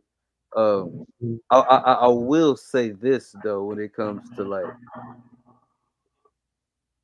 I don't know necessarily about like immigration, but when you say like the feminization of the black man and whatever that's going or any of these things, do we think like one president is going to like actually change like the course of where it's going to go, or do you think it like 15 years from now? Do you think like the difference between Biden and Trump is going to be like that? Because we've seen like both of them as president. We've seen examples of both of them, and we've kind of survived both presidencies. And Hmm. I don't think any one of them were like capable enough or pulling strings enough to make what happened happen. I think the COVID shit was out of their hands. I think, and so it's like, I can't say that. And I've been learning more stuff now where it's like I kind of have a different view on that. Like I came across this fact the other day that I had no idea about, but we know about Andrew Jackson being on I forgot what bill he's on. What bill is Andrew? Either way, he was a president, and 20 or something. yeah, he's on the bill for a reason. Nobody like we don't hear a lot about him or even know why he's on that bill. But when I found like when I learned about the reason, it was kind of a smack in the face because like you know what he was fighting against, he pretty much saved the gold standard at the time. Mm. And then they tried to assassinate him, and he didn't get assassinated. He ended up beating the person that tried to assassinate him. Damn. Like he beat him with a pole or something. Like he beat their tail. So it was like, but it was the same thing that's going on now is like the same. It's been going on for like since the beginning, bro. Like you have these people who are trying to control stuff. Like I would advise to look into that. But the whole point of me saying that is there are stories like his with presidents that have done stuff while they were in office, have made stuff happen. Because even if you can't directly make it happen yourself, you have the biggest voice. The president the president has the voice of the people. So it's like you can influence people the same way that we've been influenced by any other person. The president probably has more influence than most people in the country. Yeah, I believe it. Do you think that in reality, like the presidents that are like doing that or have done that are the ones that like end up dying, like getting assassinated or real assassination attempts? I ain't talking about like the Trump shit, because like I'm talking about like an acting president who's actually doing certain things, and then there's a group of people who come up against them and actually try to kill them or assassinate them while they're in office. Do you think that like I think that would be something that they would fear? Because like I see what you're saying, and I was like, that's dope to like to have been a president that would have actually did something that probably I would assume is for the benefit of the people, because anything that's against the people's benefit usually is very lucrative.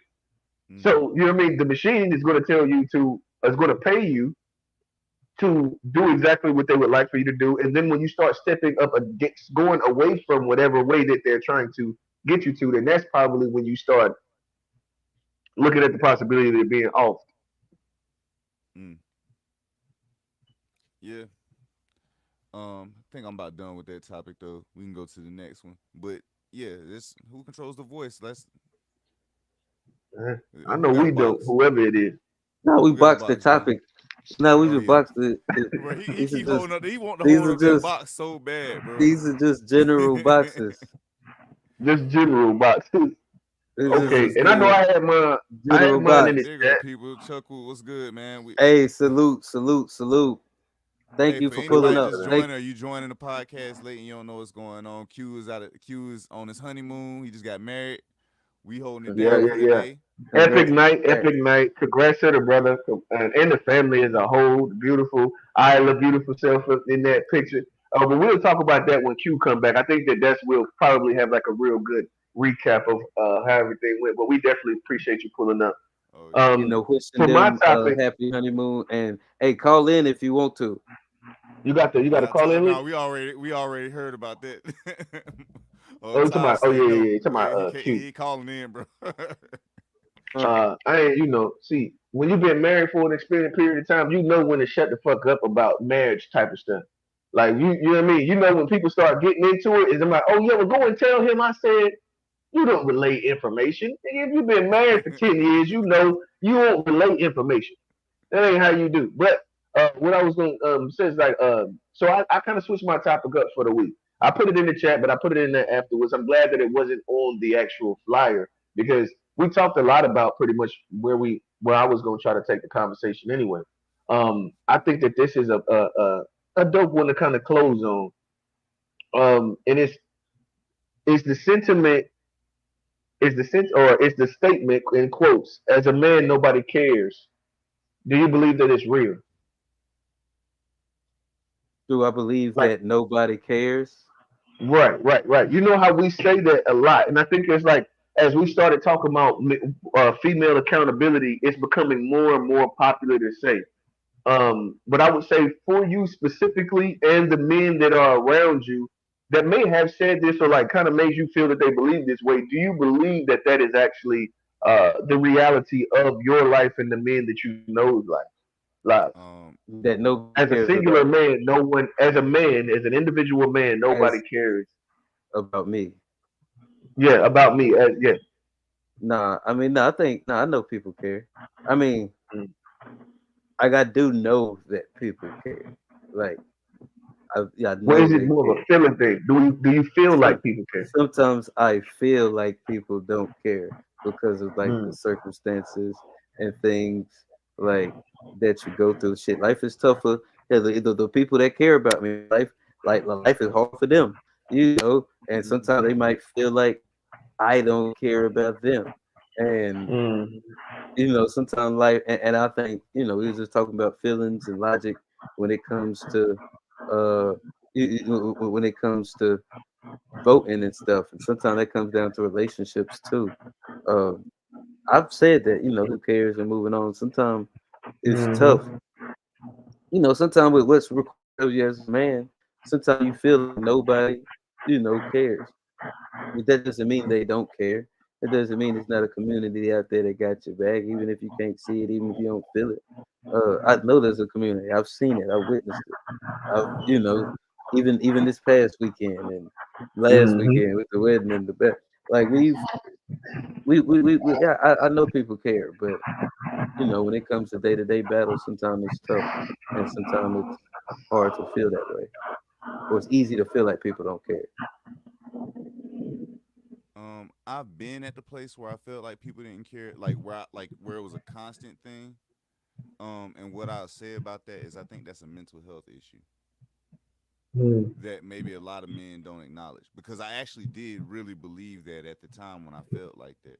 And it felt like nobody cared, but at the same time I wasn't allowing anybody into what was going on with me either. I wasn't allowing them to care. I wasn't giving them the room to care. So I think what it is more so is that when we feel like people don't care, it's more so that we're not allowing that space, and it's a mental health issue in all, what it comes down to.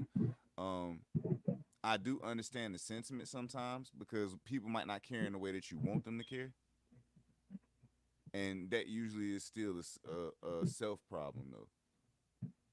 But yeah, I don't. Yeah, I ain't got no long-winded answer for that one, man. Like, Yeah, I think and it's just that was actually dope the way you, because that was kind of where I was looking at it as too. It's like I think that as a man, it's part of manhood. Like, and see, the thing is that we also, and this is, well, I mean, well, this is my stance, and I'm just gonna stick. I believe that men and women are different. I believe that the walk of a man on earth is going to be different than the walk of a woman on earth. I think that women are going to be easier to get help without even asking. You know what I mean? As a man, we are raised and socialized in a way that it's like, okay, it's my back strong, and we're continuously trying to prove to ourselves as well as our families that my back is strong enough to handle what it is I need to handle. And so mm, it gets you to a place to where you may feel like nobody cares, but then, like you said, who have you tried to talk to about it? And I found myself like literally doing that all the time. Like literally all the time. When it comes up in my head, like nobody don't care. I'm having to do all this stuff on my own. But am I talking to my wife about it? Have I even tried to talk to her about it? Have I talked to my brothers about it? My blood brother as well as y'all, my brothers. Have I tried to talk to y'all about it? Have I tried to talk to my moms about it? My sister, my pops. You know what I mean? I got these people. I'm talking about like I know these people care about me though. Like, and I think that we get into depressive states, and that's what we have to acknowledge. And something like me, like I said, y'all know I was diagnosed. You know what I mean? Mood disorder, depression, anxiety. I was diagnosed, so like I was on medication for it. I found that cognitive behavioral therapy works better for me. I'm not a big fan of pharmaceuticals, so that's the way I chose to go. But in cognitive behavioral therapy, one of the big things that like when you're dealing with depression, what it is that it's like, okay, so identify where it started. Like, mm, did you come to this whole idea that nobody cares? Is it a fact, or is it just the way you're feeling right now? And as we know as men, you trying to be emotional is usually not the way that you should go about handling any situation, let alone your mental health. But I think Tone, you want to read the comments right oh there? yeah. Now he said, our plight as men is different. Nobody cares about our feelings, but this is how it goes. Hmm. Only women, children, and dogs are loved unconditionally. A man is only loved under condition that he provides something. Chris Rock. That's right. No, and I'm not saying that. I think that there is a difference. You know what I mean? I think that a man is loved based on what that they can, the things that they can do. I mean, I think that like my mom loves me no matter what. Like I don't have to prove anything to my mom for her to love me. My sister loves me whether I have to borrow $100 or if I'm able to give $100. Mm-hmm. You know what I mean? But my brothers, they love me whether I can give them something or I can't give them shit. You know what I mean? And then reality, but I understand the sentiment of like how we feel at this point. It's a very common thing. But I think that as men, when we have that as our way of speaking, if you're it depends on if you're actually in that scenario and you have nobody to count on and nobody actually wants to hear or help or anything. I can say that I'm not in that boat, so I have not experienced that. And I would say hopefully you can get you some good brothers around you and some people that do love you because that's fucked up. Um, but like I can say that like man, I think we may be beating this into our heads a little bit more than we may need to. Just off the strength of like, you know what I mean? I am like a traditional man and da, da, da, da, da, all these different things, but I can say like there's many people around me that I believe can. And I think we kind of got to stop pushing it at mass. I want to respond to the comment because it's something we hear a lot. Only women, children, and dogs are loved unconditionally. Man is only loved on the condition that he provides something. I mean, I think that's what men are put on earth to do. I think like I don't think women and children, even dogs, are loved unconditionally. They're loved under the condition that they're, you know, doing what's right by them. You always like you probably always love your woman, but I mean you catch her with another man, that love get tested. Like your Right. kids, your kids go out and do something crazy, and you know they go get in trouble, get sick. Your love get tested. Your dog, all of that stuff. Um, and I think it's a different type of love. But I think men, I think especially when we talk about fraternity and brotherhood and stuff like that, I think that's something, that's been important for a reason. It's a reason in organizations and that stuff have been around. I think it's something to be spoken of for that. And I think even when we can't get the type of love that women and children get, we can still get the type of love that we need to continue being men. And I think that's one of the big things about community. And the crazy part about it, I think you don't need a lot. Like you Right. just need a few friends. I wouldn't say just one because that's when you start dealing with people who become codependent. Right. You Like need you a just need a few community, a good people in village. your life that like a few good people, and it's not everybody can find a few good people. Like even if you ain't got nobody, I would just say you need to get out. Like you got to Yeah, and I get would out. say that it's be tough to think about it. Like if you ain't got nobody, or you the type of person that ends up having to cut people off all the time, that's more of an inward thing. Yeah, you need to look at That's more of yourself. an inward thing. We have to also like and I think as men, and that's why when even when talking to Trey about the whole accountability thing, I think as men is our duty because I mean you can't to me you can't believe in the men's men are supposed to protect and provide and then say that we should be less accountable. Mm. That's kind of contradictory in my opinion. I don't see how you could do both. You have to be more accountable. You have to be more accountable. If you believe that you are to protect, or if you believe that you are or you should be the leader of your family and protect and provide, how can you be less accountable than anybody in that house? Hmm. That would make no sense. Hmm. Yeah, point. Sound like Rick Ross looking for some lemon pepper. That was a bar. This nigga's stupid. Yeah, nah. Yeah, no, I really felt like because like we all deal with mental. I think and I see a lot of the times we don't understand that like there's a diagnosis for seasonal depression. And a lot of people actually line up with that um more than people who are just like chronic depression.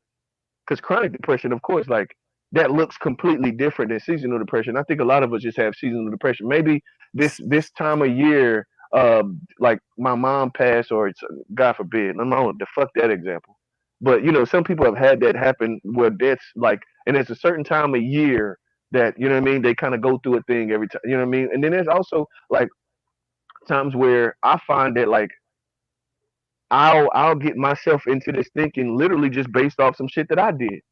Like Mm. so, I'll use an example of like let's say that I help people around me that need help, and then I make a dumbass decision, and then now I'm in a position to where I need help, but ain't nobody don't people don't have the don't it's not a time where people can actually help me in the same manner. It's like, bro, like, okay, so is it that nobody cares, or is it that I fucked myself? I made a bad decision, and to continue to kind of make this new cycle, and I need to fix it myself. I don't know, bro. I That's what honestly, I would identify as throwing a temper tantrum. Like like when mm, you get to that point, you mad about somebody not reciprocating in the same way that you did. And then you just like nobody cares about me because they didn't do this. That's when you just throwing a temper tantrum to me. Like if that's the reason you think nobody cares. yeah, But yeah, I get because what it's you're saying. not really. Yeah, because it's to me, I think that like, and this is something that I had to, especially when you have, when you start upping your level of responsibility, Mm-hmm.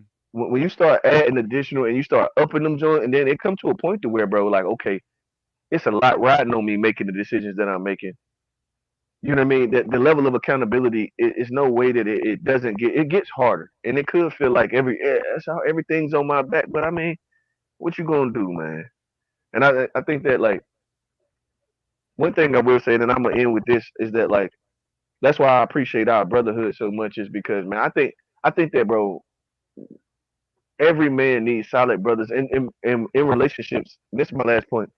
In relationships, we seen a time where women didn't understand, like, why you always want to be with your boys, why you always want to talk to your boys and see your boys and go out with your boys and stuff. It's like that's very important to manhood.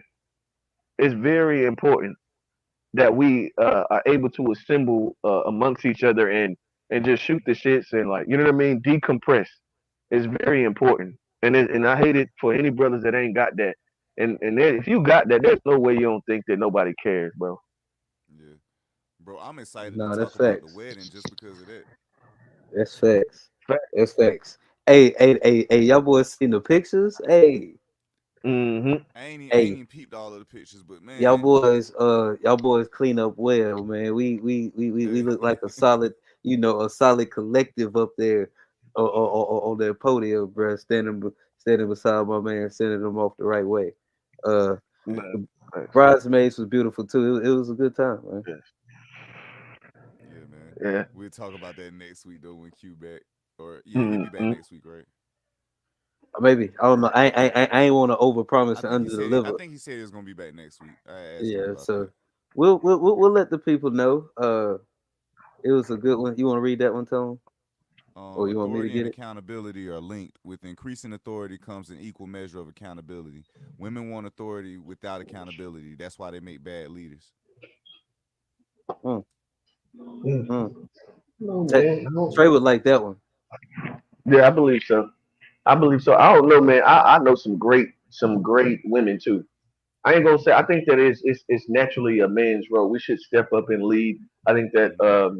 naturally there is a bit more logic, um, and a little less emotion, just because we're socialized to be less emotional and I deal mean, with hardship in a different way. and I'll say this though. I think based on where we are as a culture, I think women need to just take a little more accountability, kind of where we are, Okay. as a culture too. Because I mean, it take it take two, and bad fathers don't excuse bad mothers. And Mm. I think one side gets, like Trey talked about a lot, the other side not so much. And accountability thing, and we gonna call us as black people to be better. That's both sides, men and women, Hey, and we I, got to come to a space where it's able to, you know, call everybody out.